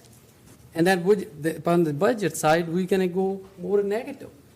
So I'm talking about, it's this time I'm asking all the council, there is franchise tax, franchise agreement is already done, but there is way. There is room to look them up. I will ask the city attorney. There is a room. If we find a language, we have an expert to find out. The other thing is Galt West. They are good people. They are local residents. But what on the contract side, we need to work together. And we need to work with the Galt West. We need to do every effort. If there is any way we can adjust something, little bit or more, whatever we need to do. And that's why I will ask the council if we can ask the city manager to look this thing is the next meeting or something, we can bring them back to the public. Thank you. Mayor, if I may just briefly, as a reminder, you can briefly respond, you can direct staff to return, decide if you want something on a future agenda. So just as the council addresses further comments. Okay. Well, first of all, I'm not going to sit up here and not say anything. I'm sorry. I mean, put me in the timeout box, whatever. But it's hard for me. I'm just biting my lip up here just because I'm so angry with all of you. As you know, I'm a business owner as well as Paul is. I'm with Mr. Patel. Our rates went from $240 to $1,200. My frustration with this is that we're hearing it's all about these mandates, but yet what we're hearing from Cal Waste that's reaching out to us, it's not geared in a way that's promoting recycling. We're being penalized. We're just being told if I have a 4-yard dumpster, I have to have an equal amount in recycle, but it's not free. I have to pay for it. So what could have been $200 to $500 is now $1,200. How is that diversion? When you're being penalized for recycling, Waste Management actually provides a 4-yard container at a much lower cost, and they give you the recycling at no charge.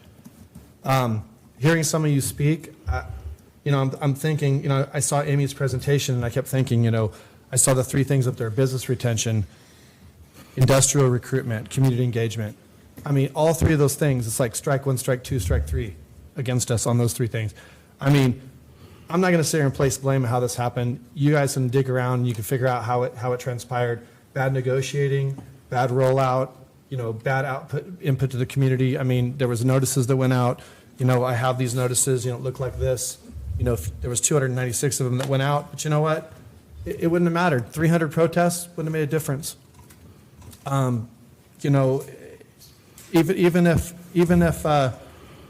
even if obviously the outreach was poor, because look how many people have come and protest, and you are just the brave few that wanted to come speak, not the others that didn't want to.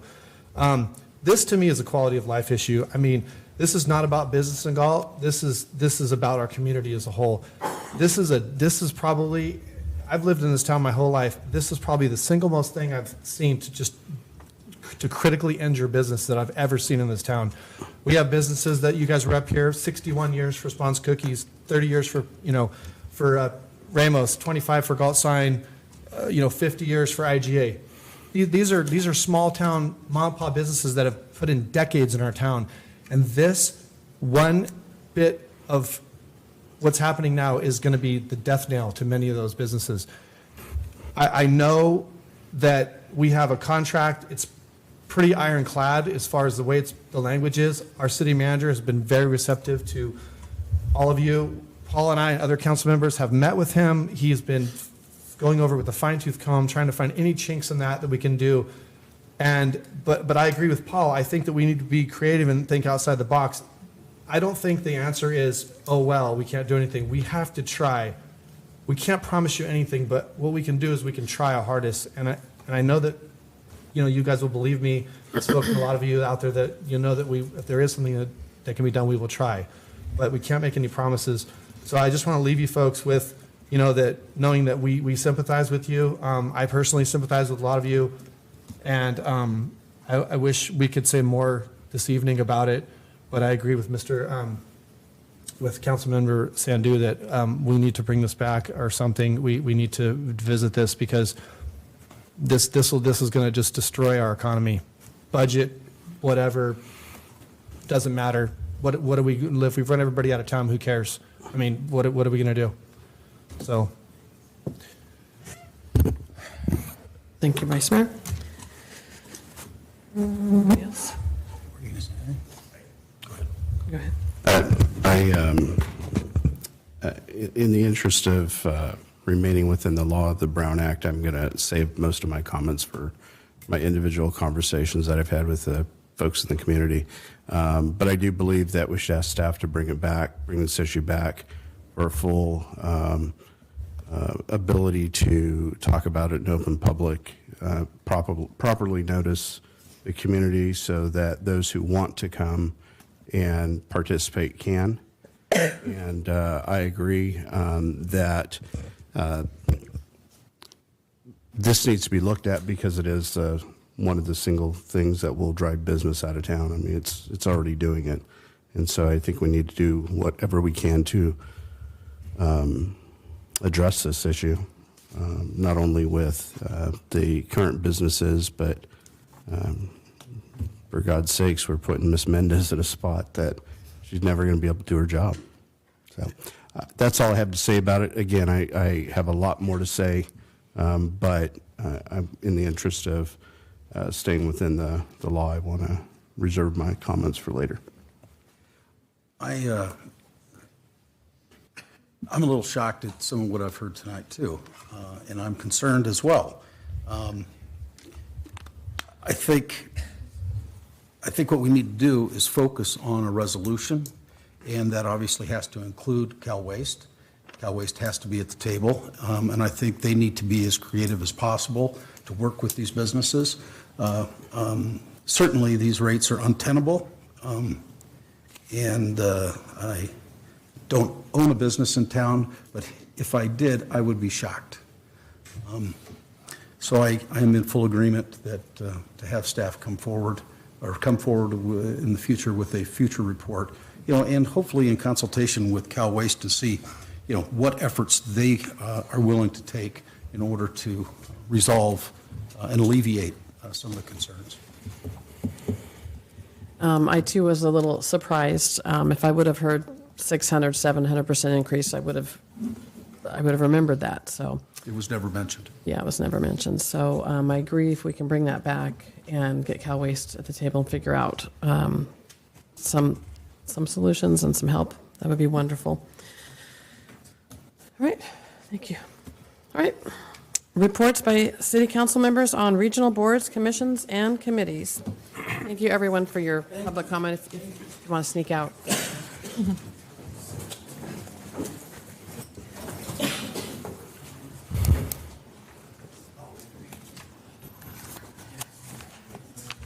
right, Vice Mayor Farmer. Went to the Library Authority meeting. It was pretty good. We didn't really talk about a whole lot. It was short, but I was able to meet some other members of other communities and make some small talk and kind of talk about some similar issues, not related to the library specifically, but overall it was good. We're going to have our upcoming budget meeting soon, and I think it's about next week, I think. So, yeah. It was interesting. First one I've been to. I missed the first one because of a family issue, but so that's all I have. Thank you. Councilmember Sandu? Nothing to report. Councilmember Campion? Yeah, well, you and I attended the CAS meeting last night along with the city manager, public works director, community development director, a couple of board members, and talked about the capital improvements they're doing with the bond measures, and they had some good presentations with some pictures, and obviously you can see some of the improvements over at Galt High, the football field and so forth. So it was an informative and helpful meeting. We did talk about transit a little bit more. Mike mentioned that a little bit, and they may be getting back to us on that. Great. That's all. Thank you. Councilmember Lozano?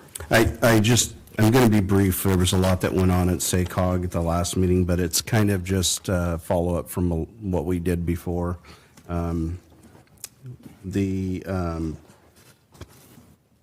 Talked again about the MTP SCS and rolling that out for public comment with the preferred scenarios. So that'll be out and about shortly. We're making a big push now with the Green Means Go program. In fact, SACOG directors are starting to contact individuals, lawmakers down at the Capitol to ask for some assistance in the area of the Green Means Go program. And I reported on that last time we met.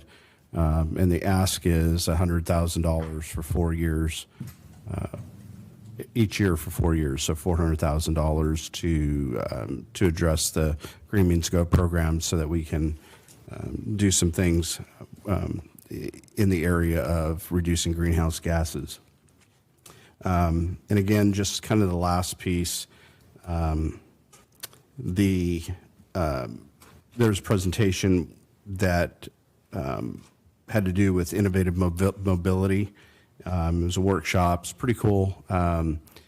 Some other jurisdictions are doing things with applications where multiple mobility pieces come together on one application. So if you wanted to go from, and a great scenario would be from here in our city to, let's say, a specific location in downtown where you would have to take maybe Uber or Lyft, one of the rideshare companies, and then you would take a bus line, maybe a regional bus trip, and then get on light rail. You could do it all from one app rather than having to, rather than timing the app appropriately. And so it's kind of a cool concept. And again, you do it from one application, and it coordinates your arrival. So once you put it in, it is approved, and you get to where you're going to get when you're supposed to get there. So I thought that was pretty cool. So they're talking about doing a lot of these things through unmanned shuttles and items like that, where we're getting cars off the road more and using public transit and private transit. So that's pretty much it. We have a Sacramento Transportation Authority meeting on Thursday, and I'll report back on that next meeting. Thank you. Like Councilmember Campion said, we attended the CAS meeting last night. We did talk about the Carillion Master Plan also. We were invited to the ribbon cutting for the Galt High Stadium. Get your calendars out, June 11th. And then I also attended the Air Quality Control Board, where they talked about Green Means Go. Presentation, we had a presentation on Assembly Bill AB 1418, which essentially requires local utility companies to account for school bus electrification in their resource planning. So help out purchasing electric buses. California has some of the oldest buses in the nation, and they are getting very costly to maintain. Students, mechanics, and teachers and drivers are exposed daily to dangerous levels of air pollution.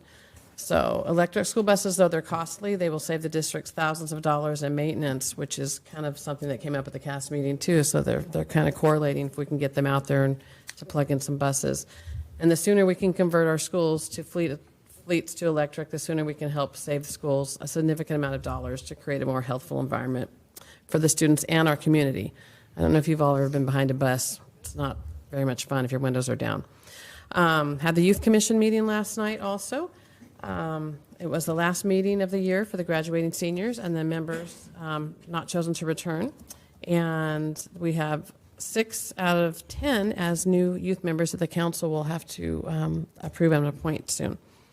And I also attended a CERT Level 2 training at the CSD training facility on Saturday. I think that's all for now. All right, information consent calendar. Can I get a motion to accept the minutes? May I have a comment? Oh, did I not say something?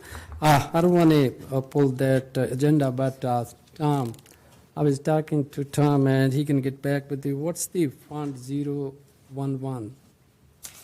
You know, that's recommended action, number 4. Yes. Number 4? Is Claire? Fund 11. Or did she leave? Mike Selling? Yeah. Fund 011, Fund 11. You 011? Is that transportation? It's Transportation fund? Yeah. Number 3, the bottom line. Oh. Fund 11. My apologies, I missed the question.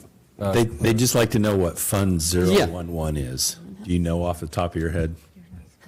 It's a test, isn't it? It is a test.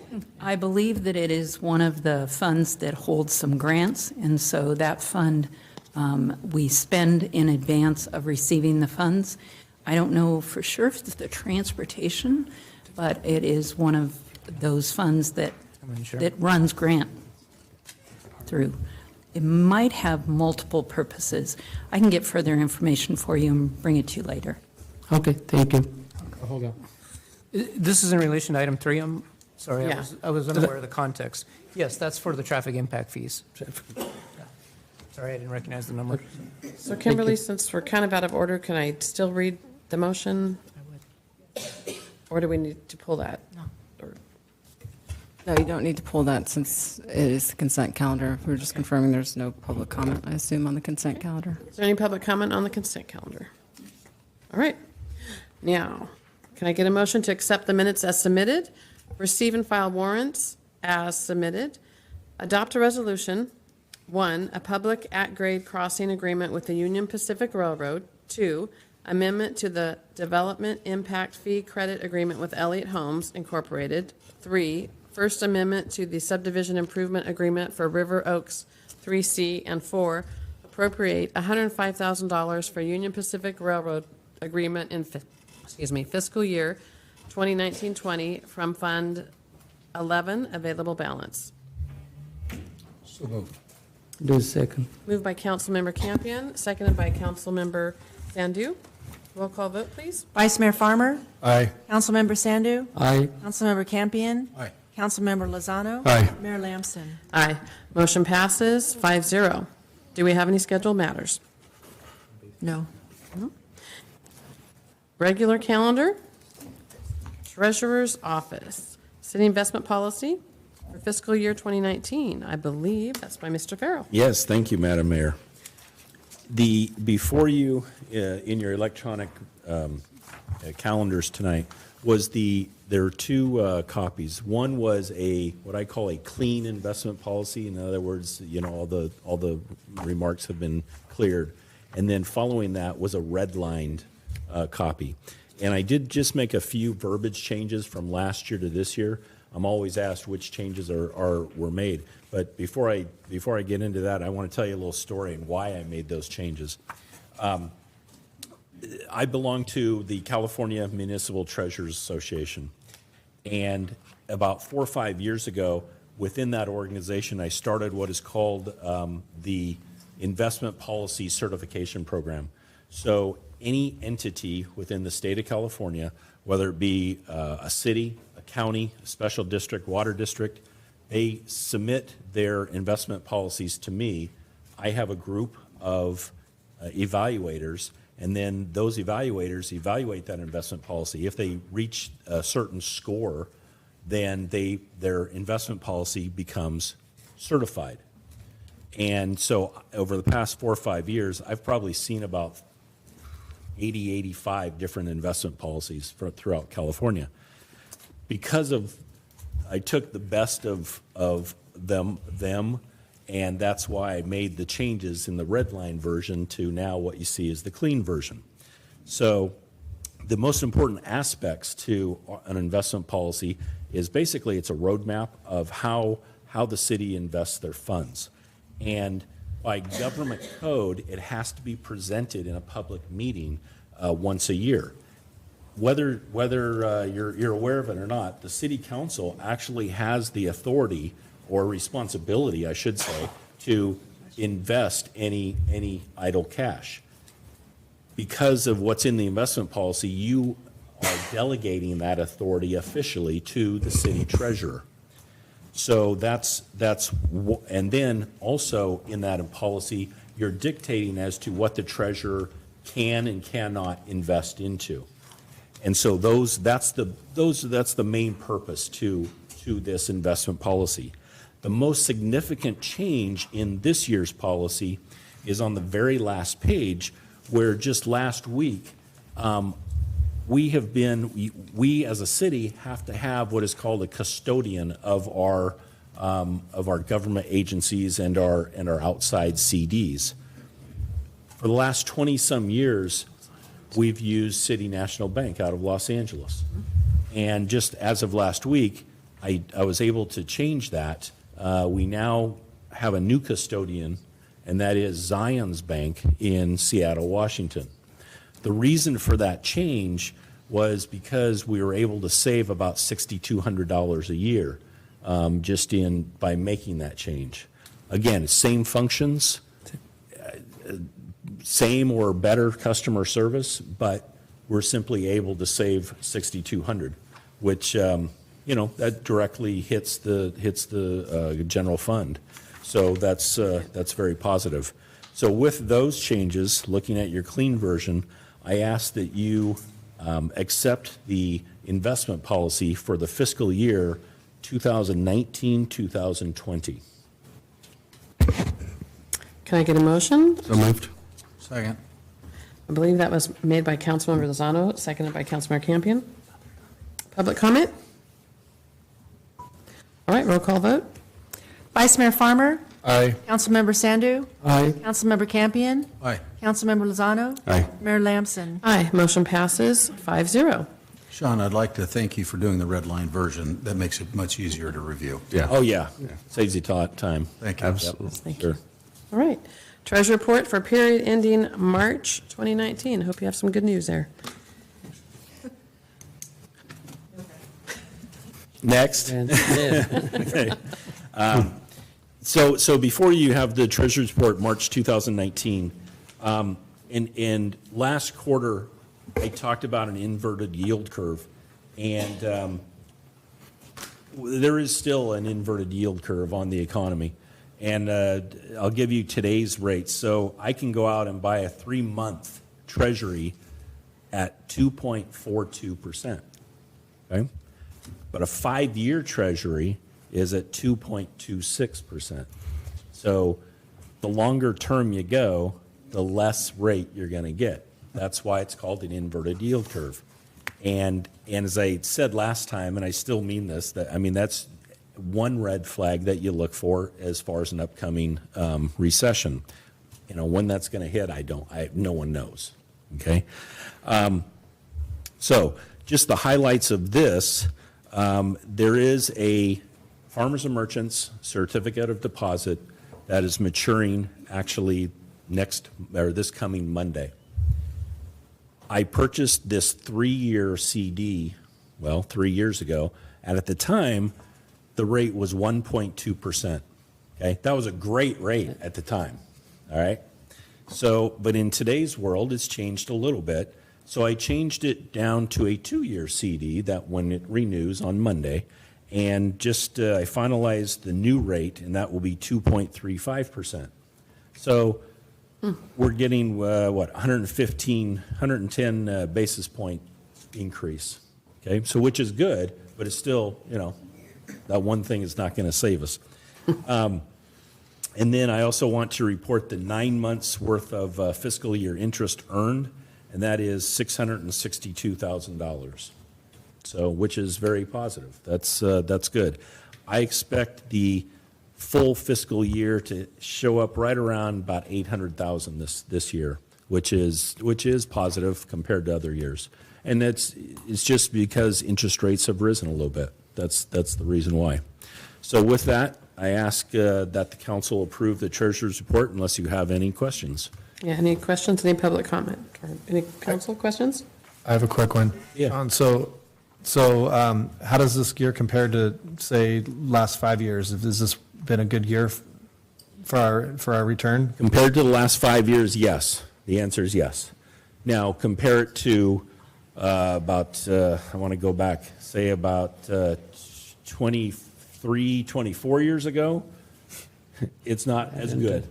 I remember sitting in this chair, at that time, at the end of a fiscal year saying, hey, we just earned $2 million worth of interest, okay, for that year. So, and we had a little bit less money, I'll be honest. So compare it relative in the last 5 years, yeah, this is the best that we've had in 5 years. And that's just because the interest rates have risen just a little bit. If you notice, whenever the Fed raises the rates, then these rates go up just a little bit. If the Fed lowers the rates, and then, of course, you're going to have the reverse effect. Well, good job. Yeah, thanks. You're looking out for us. Yeah, thanks. Any other council comment? Any public comment? All right, can I get a motion to accept accepted by motion, the treasurer's report is submitted? Sorry. Moved. Second. Okay, moved by Vice Mayor Farmer, seconded by Councilmember Sandu. Roll call vote, please. Vice Mayor Farmer. Aye. Councilmember Sandu. Aye. Councilmember Campion. Aye. Councilmember Lozano. Aye. Mayor Lamson. Aye, motion passes 5-0. Thank you. Thank you, Sean. City Manager's Office, Economic Development Agreement between the City of Galt and the Greater Sacramento Economic Council. Good evening again, Madam Mayor, members of council. Just briefly wanted to provide you with a quick overview on the partnership that we have with the Greater Sacramento Economic Council. So this item actually was originally approved, or this agreement I should say, in 2015. The city had an agreement that was approved for $9,715, and that has been renewed each year. And so for background purposes, this is a partnership with Greater Sacramento Economic Council. They're really focused on the region as a whole in economic development. They are an economic development organization created and led by local and regional CEOs in partnership with local governments. And so the City of Galt is a partner along with 20 plus other cities in the region. You're fine. Greater Sacramento's purpose is to retain, attract, grow, and create sustainable businesses throughout the Sacramento region. We've worked closely with them since I've been here the last 3 years on the Economic Development Task Force. The Directors Task Force, we meet once a month and go over initiatives that are happening in the region and in the state and things that we need to get involved with as it relates to economic development. We, on the Economic Development Directors Task Force, act as an advisory committee to the President and CEO of Greater Sacramento. Over the past several years, Greater Sacramento has worked closely with us to assist within the community on business attraction efforts as well as within the region. They actually provide us with requests for information on a lot of the prospects that are looking in California. They come through the state sometimes they go directly to Greater Sacramento, and so it's a great resource for us to be able to sort of put our properties in the spotlight as it relates to some of the projects that are coming through the California pipeline. They really do act as a complement to our economic development staff. Obviously, we have limited economic development staff, and so it's a great resource for me when I need data, when I need information on different projects or follow up on prospects that might be looking in the area. We've been able to collect job creation, workers information on different jobs in the area, the business climate information that we're able to collect. They are a great resource for us and have been over the last several years. We do see them as an important partner, especially now with the industrial project coming online. So we have a large, really, sizable piece of industrial property that we finally have the availability to market for some of the industrial users that are looking in this area. And so this partnership with them will be important moving forward. As Chris mentioned earlier in the presentation on State of the City, is the focus really is going to be on infrastructure and how we provide that to that area. And so we are able to lean on them as a resource moving that project forward. The city's partnership with Greater Sacramento remains at 41 cents per capita, which is what it was in 2015. The upcoming rate for this fiscal year is $10,407, and that is already budgeted. There's no additional appropriation needed, but we did want to provide the opportunity for Danielle Casey with the Greater Sacramento Economic Council to speak briefly on the Greater Sacramento organization and what they've been doing in the past year and kind of what's coming up in the future, and also the services they've been providing to the community of Galt.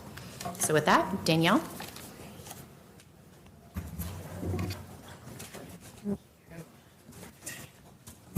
Perfect timing. Good evening, Madam Mayor, Vice Mayor, members of council, and city staff team. So a brief, just a tiny bit about myself. I am a recovering or maybe always public servant. So I do come from local municipal government. So it's really kind of nice to be at a city council meeting, even though not every meeting you have great things to talk about. I kind of like following really nice award ceremonies and other things, but it's wonderful to be here. I did come, my first public sector position was a very small community that went from 5,000 to 50,000 people over 8 years. So a lot of crazy growth, and then in Scottsdale, Arizona. So, but I was a military kid. I've been all over throughout my life, and I'm extremely thrilled and honored to be here in Greater Sacramento. For those of you that know Barry Broom, you might be, hopefully you'll enjoy my presentation just as much or more. I'm not quite as animated as him.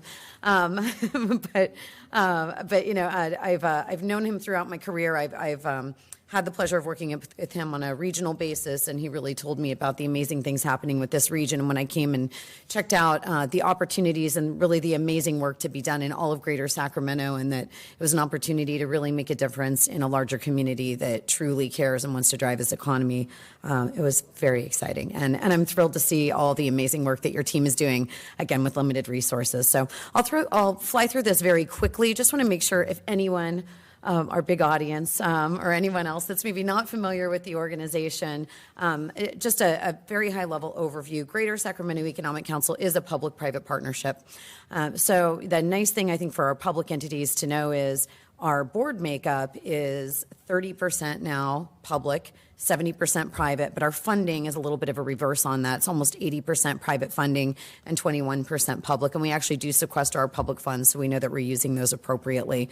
So I think that's important to know, and you're getting a lot of that benefit. We've got 44 CEOs in the region that are sitting on a board and acting in a way to advise us and also help drive forward initiative and change.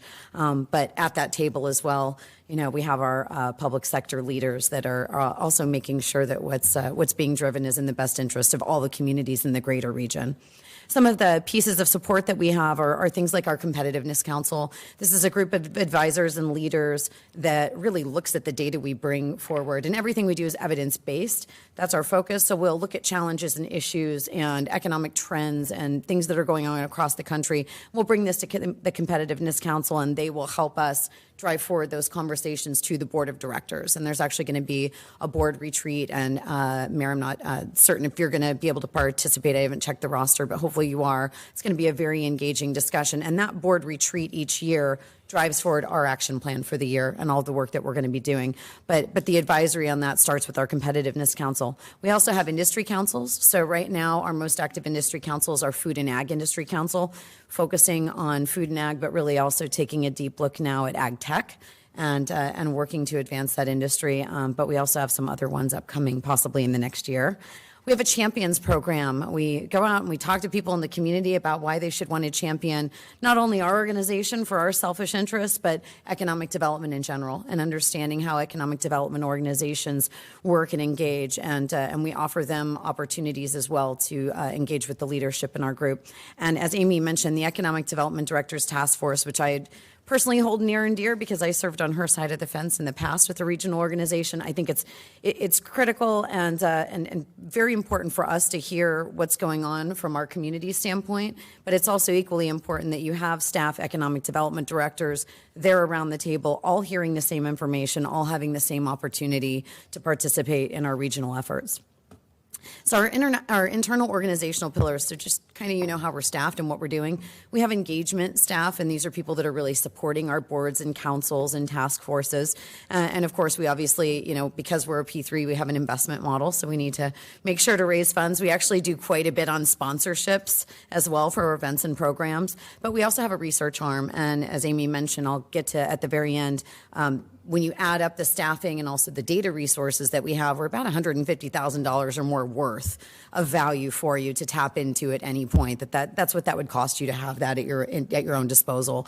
So we really want the communities to tap into that. We've got some really geeky, brilliant team members that love a really good query, so they really enjoy that.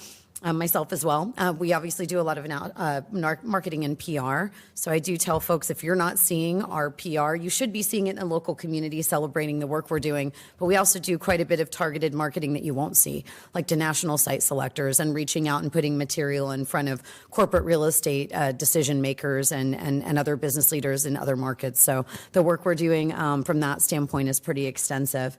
And then again, business development, our lead generation handling. Not only do we respond to inquiries that come in through the state of California that are sent to us from GoBiz, and then we're putting together proposals and responses through them. We get them directly from clients, and then we're also going out and we're hitting the streets and doing our own lead generation. So we're sending Barry down to the Bay Area monthly, sometimes more frequently. We actually have a staff member that lives in Mountain View because it's very low-hanging fruit for us in terms of value proposition. We are the California option in this region. If you have a value proposition in a region and a need to be in California, we believe that there's absolutely no better place than Greater Sacramento. Everybody just doesn't necessarily know that yet. So that's part of the work that we're doing, is educating people on that. And I do have to toot our horn just a little bit. I was very excited to hear we had a GoBiz presentation where some of the staff from GoBiz came and presented at our Economic Development Directors Task Force meeting last month. And they did say that the responses that we compile on behalf of the region in terms of look and feel and comprehensive data are second in the state of California, maybe to what LA County is doing. And I feel like they have a bigger budget. So anyway, we're really proud of that. And that's thanks to the work that all of our communities do to help get great information to us that we can compile and put forward, but also make the work that we've done to make a great value proposition. So very quickly on some of these items, I'd be negligent if I didn't kind of share Barry's vision and value proposition on the region and the community and how all of these things work together. The community is an entire market. Our goal and the work that we're doing together is in eliminating barriers to entry. So obviously you've got some that you have to tackle here that are going on right now, but that's generally happening. There's always some type of barrier or challenge in a community. Access to assets. All of the communities help and work together on that. And that's a big piece of why we want to leverage our partnerships with all these 44 CEOs and create more seamless processes across the region, and also work on market brand development. And we believe and are also working towards an ever improving high quality delivery system. And so what does that mean, right? The state of California is going to be putting forth a brand, although we're hoping that we can in some way, shape, and form affect that. We held a recent site selectors forum where we do have some challenges there, but also some ideas and recommendations in terms of perceptions on California as a place to do business. But the state of California does have a big hand in that, and also in some positive lights in the promotion they do. But they have capability and capacity. There's quite a bit of funding for different things in the state of California, if you know where to look. It's also driving different decisions on things that are going to affect industry, like advanced mobility, for example, and anything that has to do with climate change, right? So our region, we coordinate among industries and communities and also ecosystems, and then the local communities are really a catchment for the regional industry spinoff. So again, as we have the state driving, pushing big drivers like things like sales tax, regulatory policy, higher education, and other K-12 work, we really have a unique role in this region, representing, about 142 billion in GDP, 1.2 million jobs regionally. And we're really managing economic data and evidence in this region. So when we go down and we're speaking to tenant representatives in the Bay Area, or maybe other folks that are decision makers in Seattle, or we're at South by Southwest in Austin talking about the region, we are using data-driven evidence to talk about the fact that, out of the Bay Area out-migration, more people are coming to Greater Sacramento than Denver, Seattle, and I believe Austin combined. Those are very, very compelling facts, and just one example as to how we're trying to really push the perception of this region as a destination. We do deliver a site selection strategy, which I talked about, and coordinate the communities. And again, our economies are regional. I thought it was, when you think about where people are buying and shopping, when I look at Amy's leakage reports in retail, and I spend a lot of time in a local community doing quite a bit of business retention, which is a lot of work, but really valuable and meaningful work, especially on the small business side. So I commend you for that, as well as chasing retail. Your residents, a good chunk of your residents actually work and live in the community, but about 19% actually also live in the Greater Sacramento area outside your community. And then a big chunk also live outside of the region altogether. So, how are you capturing those dollars? And it's funny, when we look at all the different cities and the counties in the region, nobody is supplying their entire, their workforce is not fully captured in their community. Their spending is not fully captured in their community. So, you certainly, no community in a region like ours can put up a fence and hope to operate its economy on its own. In terms of shared impact of job growth, now I know from a financial standpoint, you all understand these are economic models. So we didn't go out and literally knock on someone's door and ask them about a job that we created. But when we run our economic models and we look at the companies we've worked with, and those models are built with general assumptions as to economic impact in the region. If somebody really is trying to get to sleep at night, I can walk you through it and explain it. But we do have a third-party economist that's way smarter than I am that checks these models and builds them for us. But, essentially it creates the equivalent, the job attraction, and the companies that we've worked with just year to date since July 1 have created the equivalent of 16 jobs to the Galt community, 78,497 in tax revenue, and then 2.2 million in economic output.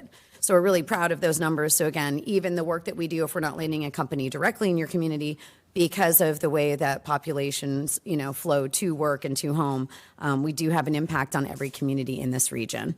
And, it's 1.1 billion in total economic output to the overall region. And in terms of direct return on investment, based on the numbers that Amy gave you, that's about 8-to-1 on your direct return on investment. And the economic output return is nice, but I know when I was in a local community, I'm like, give me my direct return, right? So I can tell my community members what we're really getting for the investment that we're putting in here.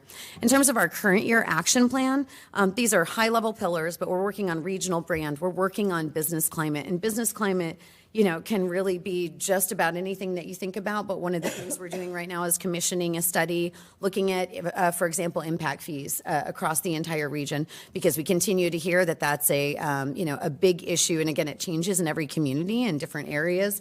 I do work to explain this stuff to my boss because he doesn't come from local government. I said, no, you can't just tell them all to lower the rate. They're just not going to do that across the board. They can't. But we are looking at those things to try to better understand where are there areas that we could look at legislatively long-term as we're developing and conducting impact fee studies going forward in the future, and understanding that, doing things now that can help a company build up, especially when you look at your industrial park, if you can, work with a company now that is going to have economic spin-off and impact in the community, how can you possibly offset on the front end, knowing that you're going to get a tenfold return, for example? So that's just, again, one example. And I think another higher level example, even on a state level, that I think is important for you all to be aware of is AB 906. If anybody is following that at all, last year, AB 2596, and we participated and supported this and have reached out to partners and encouraging everyone to also support these bills. But essentially, 2596 last year was a bill that was unanimously approved through the legislature. It did make it to the governor's desk and was vetoed, but it was a bill that asked for our state economic development agency to be accountable, have an economic action plan, have an economic development plan, and then also have to report on that. So we've essentially dusted that off, and Cooley and many others have sponsored that again, and so right now it's also going through the process. So we really do believe that the state of California should invest in its economic development agency statewide, and then be accountable to that and actually drive the economy forward. Considering that when we look at economic development spending in other states, I think Texas is about $10 per capita, and we're about 50 cents or something like that, roughly. So we're pulling some of those numbers at a deeper level right now. But again, infrastructure, workforce development, and then advanced industry clusters are also things that we're working on. I won't get too boring into that, but these are a few examples on target industries that we're working on right now. We like to kind of skate. I know nothing about hockey. I just think this sounds cool, that we skate to where the puck is going as opposed to where it is, right? So I guess you could do that with any sports reference, right? But the idea is when we look at economies and industry, we do believe that food and agriculture is obviously a steadfast, cornerstone for our region, but we also want to start thinking about things like ag tech and what does that mean in terms of, 5G and broadband and other services that are really going to allow us to apply technology in a way that's never been seen before in food and ag. For health and life sciences, we've been very involved in making sure that the Aggie Square concept, that while it is central in the city of Sacramento, the spin-off opportunities and the draw that that's going to bring to the region could be extremely significant. So we took a delegation, for example, to Research Triangle Park. If anyone's ever heard of that, it's a very impactful development project that took about 50 to 60 years to put together, but really made Raleigh-Durham, North Carolina, and made it a huge magnet for industry. So we took a look to go see how did they actually do that and how did they build that public-private partnership, and now how are things changing, because it was this big rolling hills, Bayer Crop Science, for example, had a huge footprint there. And then future automotive. And we're not talking about necessarily at all that there could be a component for things like autonomous vehicles. What we're talking about is who's building the battery technology of the future for new vehicles, who's actually building the new transmission systems in the new vehicles, and how are we working with our local universities to figure out, are we training our engineering students the right way for the jobs of the future? So it's pretty exciting and cool stuff that I'm still grasping every day. But ultimately, again, delivering our return on investment, these are the numbers from our economic impact analyses that talk about our achievements organization-wide. And you also have some shiny ROI reports that I gave to Amy to hand out for you. You can paw through. But this talks about our locates, our payroll generated, and then these are gauged across our goals that our board sets for us in our annual retreat, which everyone's involved in. So, we've had a number of other really great successes that we're excited about, but we're really excited about the jobs numbers, the payroll, and then the locates. I wanted to touch on a couple other things that I do think are just kind of cool in terms of services for local communities. We're rolling out right now, we've been working on it for several months, a new website for Greater Sacramento. When I came in August, I said, well, that's a really shiny, pretty website, but it doesn't speak to me if I'm a business. It speaks to me if I'm an investor.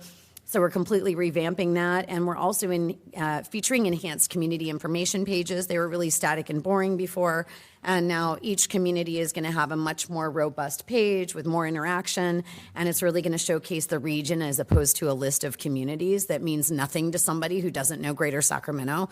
When we talk to national site selectors and they think we're next to LA, what does just a list of communities mean? They really need to see, and have a really nice picture of the entire region painted and understand what it means to be in this region.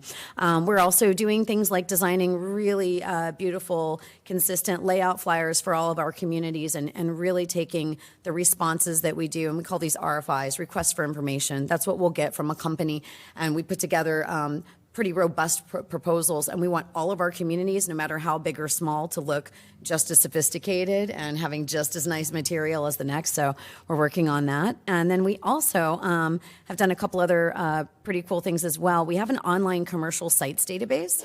We're building out the data sets in these. The nice thing about this database is it connects directly with commercial real estate brokers, so it doesn't cost them anything to list in here. But any of our communities, if you have any shape files or data layers, anything from your local bike paths to where your, schools are featured or your recreation. By the way, when I was driving in tonight, I didn't realize it was summer yet. Everybody's swimming. It was really neat seeing all the recreational activity going on. But this database has tremendously robust data, not getting into it now, but we've done some webinars. You can actually pick a spot on the map and drill down pretty extensively into demographics, business information, et cetera. It's actually an exceptionally good small business planning tool that your small businesses can use to figure out who their competition is, who's nearby, maybe what's lacking in the local area. So we've just rolled this out in the last few months. We also, for the first time, hosted a CoreNet Global group in Greater Sacramento with more than 200 attendees. It may not seem that cool to get the northern chapter, and CoreNet Global is a commercial real estate group. Big membership organization, and they always do their Northern California chapter meetings in San Francisco. So after a couple years of begging and pleading and then, raising some money and getting some sponsorships, we got them to come up and do a Kings game with us. We had about 100 folks come up from the Bay Area to do this event, and they had such a great time. They've committed to doing 2 events with us a year. So we would highly encourage you and, members of your business community as we roll these out and continue to do these programs. It's a wonderful opportunity to engage with people that are representing clients from the retail side onto the industrial and office space. And then we also did our first ever national site selection survey and familiarization tour. So I don't know if anyone was at our FAM tour at our competitiveness forum. Don't worry, it's on videotape. That's exciting too. You can watch that whole thing. But it was about an hour and a half. But what we had were, and again, it was really exciting, 6 national site selectors from across the country. And there's only about 150 of them really nationally that do this 100% of the time. And their entire jobs are to help clients site locations. So they're working for large companies or other decision makers on expanding their companies or locating them in new regions. So they're analyzing everything from your labor force to your buildings and property to your tax base to your incentives, everything. And it really is a relationship-based group. And what we found in conducting a survey of all these folks was that they were largely unaware of the region. When we got them out here and took them on a tour and showed them our community, they were really blown away and impressed, but they also, again, gave us advice on some of our obstacles. One of the things was the ABCs of California. For site selectors, if anybody guesses, I don't know, Amy might. It was anywhere but California is where they're advising their clients to go in terms of expansion and location. So again, we have a lot of work to do to get past that, but I will tell you, after seeing this region and really looking at our labor force and our higher ed institutions and our communities and the resources that we have, they're very excited, and we got 2 leads out of that already. So that's going to be a lot of fun, and we're going to be doing that twice a year and really doubling down and focusing on getting in front of these people that really had no idea that our organization existed or that our region wanted to be a player. So a little bit more on the tour, and again, if you want, we can send you a link. You can watch the video or even some of the highlights.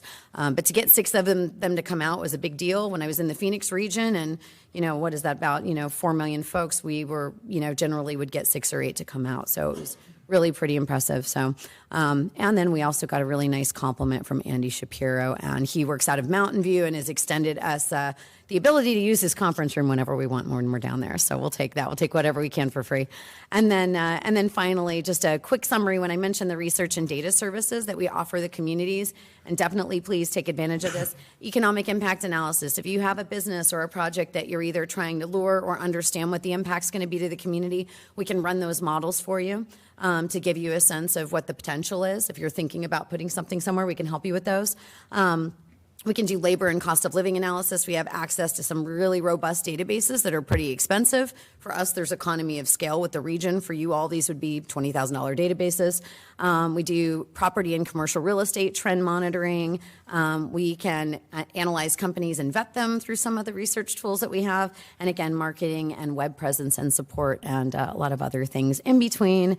And all kinds of fun stuff. And if we haven't thought of it and you need help on the economic development side, we're always willing to entertain how we can sort it out for you. So with that, I know I probably went long, but I'm really excited about this stuff, and I thank you for your audience, and would be happy to answer any questions I can. Well, thank you very much. Thank you. We appreciate your enthusiasm. There you go. I was thinking to myself, if we had somebody that was a really slow talker. Right. It would have been a long night. Thank you. You guys have any questions? I do, Danielle. I Questions, do come have back. one question. Have you, and I'm new to the whole SACOG thing and participating in that. Have you guys interacted with SACOG? And I mean, I think Amy's smiling, Councilmember, extensively. So one of the things we're actually working on with SACOG, so I'd love to, I can send over through Amy a copy of a Brookings report, which is actually a big basis of the work that we've been doing for the last year and a half, which was working with the Brookings Institution, with SACOG, with Valley Vision, and with the Chamber, really looking at the state of our economy and realizing some pretty shocking numbers about the region and our extreme dependence on government jobs as a large region. And so that's really driving a lot of the work we're doing, trying to increase tradable sector jobs. And we're also working with all those same organizations on a regional prosperity strategy that's a result of that Brookings study. So yes, we hang out with them regularly, and they're amazing partners. Great, thanks. Thank you. Thank you, Danielle. And just to mention, one of the things that I wanted to touch on was that we do, as a member of Greater Sacramento, excuse me, have a seat on the board of directors, and so typically that would be the city manager. I've talked to Tom already about the retreat I know was brought up just recently. He's got all kinds of invites coming his way for the board of directors. So we do have a seat on the board of directors. I think Paige, maybe, I'm not sure if you have attended in the past, but just as introduction, I think some of the council members maybe have gone through and sat at during a board meeting, but they do a lot of work. I come from San Joaquin County, where the Economic Development Organization in San Joaquin County would do a site selection summit, and we'd have one site selector show up if we were lucky. And really, I mean, the amount of work that they put in at this organization is really mind-blowing. And so it's a great partnership for us. We are able to feed off of them with information and assistance and, you know, gathering prospects and workforce data, and, you know, it runs the gamut. So it is a great benefit for us. And if there's any questions, I'm happy to answer as it relates to our partnership with them. Amy, the only question I had, and I think it's been answered, is, you know, this is an expenditure for the city. And, you know, I was trying to look at bang for our buck. And with Danielle's presentation and the work that you've done over the last several months that we've talked about here, it looks like it's a great benefit for us and worth the money that we are spending. So unless anybody else has anything to add, I'd like to move the staff recommendation. Do I need to read it? Is that all right? Should I read it, or is the motion made? Okay. Okay. Made by Councilmember Lozano, seconded by Councilmember Campion. Roll call vote. Vice Mayor Farmer? Aye. Councilmember Sandu? Aye. Councilmember Campion? Aye. Councilmember Lozano? Aye. Mayor Lamson? Aye. Motion passes 5-0. Thank you. Any communication? None tonight. Anything for the city clerk to report? Yes, I would like to remind City Council and let the community know there's a special City Council meeting on Wednesday, May 15th at 4 o'clock, budget workshop. Okay. All right, let's start with comments by staff. Mr. Selling, Director Selling, do you have any comments? Yes, I do, Mayor. Thank you. Basically, I wanted to do a public service announcement, kind of reminder that we have the Galt Connect app, and that's something that constituents can use to report any kind of an issue, whether it's a sign is down or a street light's out or there's weeds in the sidewalks or something like that, or the medians, those kinds of things. So feel free to use that app. The great thing about it is it's very efficient because it's designed to, based on the issue, it will go right to the staff that will work on that issue. And also it gives you a report back when that issue's been addressed or when it's in progress. So you get an update, and you don't have to wonder if it went to the right person or whatever happened with that. So just wanted to remind folks to try to use that Galt Connect app. It really is a great tool for everyone. Thank you. Thank you. Director Arias? Yeah, a couple things. Planning Commission, this Thursday, we do have a presentation from the Air Quality District. They will be basically introducing themselves to the commission, kind of letting them know who they are and what they do, and then talking about the benefits of good air quality.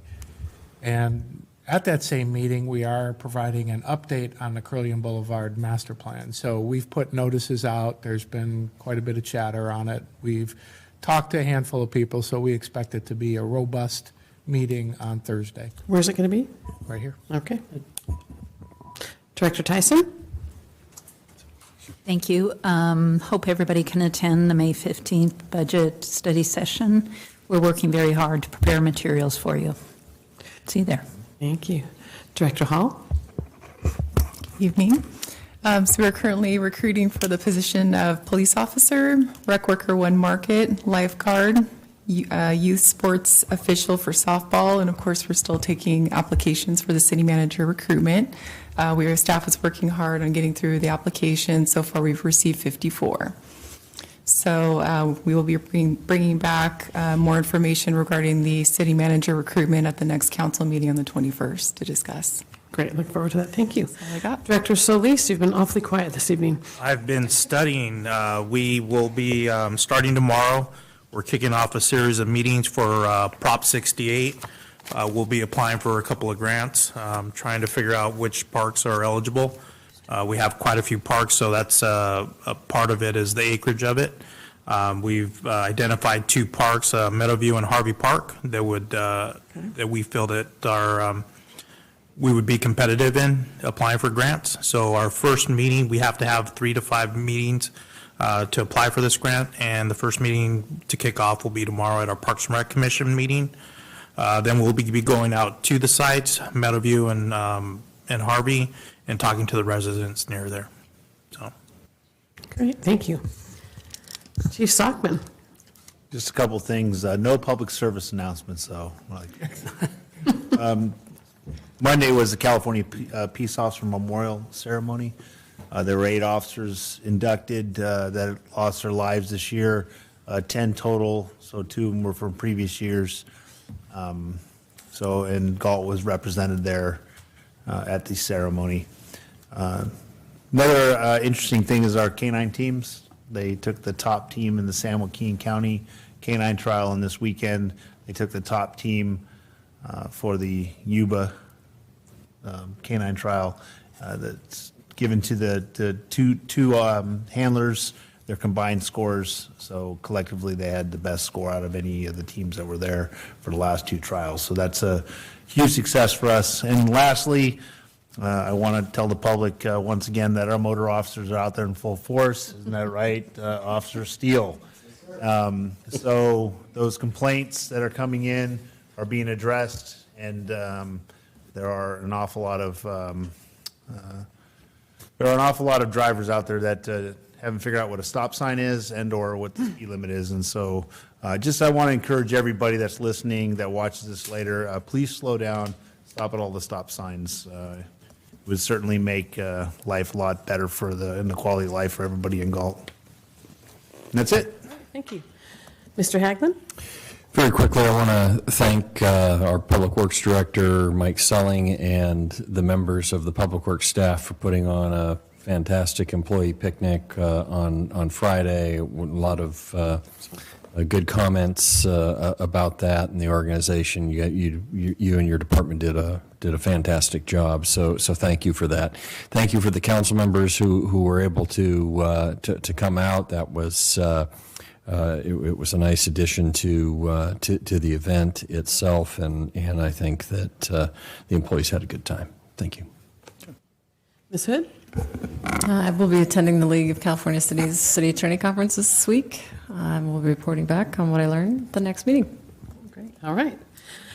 Councilmember Campion, anything? Nothing more. All right. Councilmember Lozano? I think everything was covered, with the exception of the food truck event on Saturday was it didn't seem to be as well attended. So whatever you can do to pass on the information when those are happening.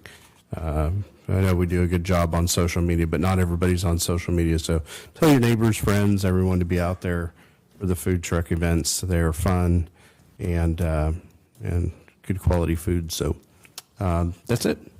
Thank you. Vice Mayor Farmer? Just a few things. First, I want to thank Mr. Solis for his receptiveness and responsiveness to some of the citizens that complained about some rec issues with sports, whatever. I heard good feedback from them. They said he got with them and met with them, and it was a good outcome. I heard positive things from them, so thank you for that. And I didn't get to go to the barbecue, unfortunately. I was supposed to go. I met with Tom, and then I had a work disaster come up I had to deal with, and by the time it was over too late, so I'm bummed I missed that. You really missed out. So, yeah, I know. I was supposed to go. I headed out of here on the way there and then got detoured. So, but I wanted to thank you, and you and actually both of you for taking care. I've had kind of these little weed abatement, little emails I've been shooting off, and we got bigger things to fry in the city, but those are little pet peeves of mine. But you guys have been super receptive and working together with who's responsible for what, so thank you for that. And then just one last thought I had on some of the stuff earlier. It's kind of depressing to think that like new council comes on. I think we've all worked really hard together to make big strides to make our community more business friendly, and then we have like what seems like a huge setback with this waste thing, and it's a bummer to me. So I'm hoping we could do something. So that's it for me. Thank you. Councilmember Sandu? No comment. Okay. Thank you. So I enjoyed the City Employee Olympics. Miss Hall was quite the athletic prowess out there. I was impressed. The high schools had every 15 minutes, which I sent you guys a link to the pictures since the council approved it last minute. It was a very good event, and it's kind of fun to see them get the jaws of life out and break things and get people out. So attended a chamber lunch at Barsetti's with the great speaker. That was this last couple of weeks, I think. I had the food truck mania, and I wanted to compliment Public Works. Someone dumped rocks from stem to stern in Galt on Saturday or Sunday, and hundreds of thousands of little rocks, about this big, decorative rocks, and they were out before 8 o'clock Monday morning picking those rocks up before I could even do a Galt Connect app, so thank you so much. And I would also like to spend the last $500 of my discretionary funds to go to CERT, City Emergency Response Team, since they come out to our events and help out. And so if we can put that on the agenda for next time, I think that's it. Anything else? Thank you, everyone.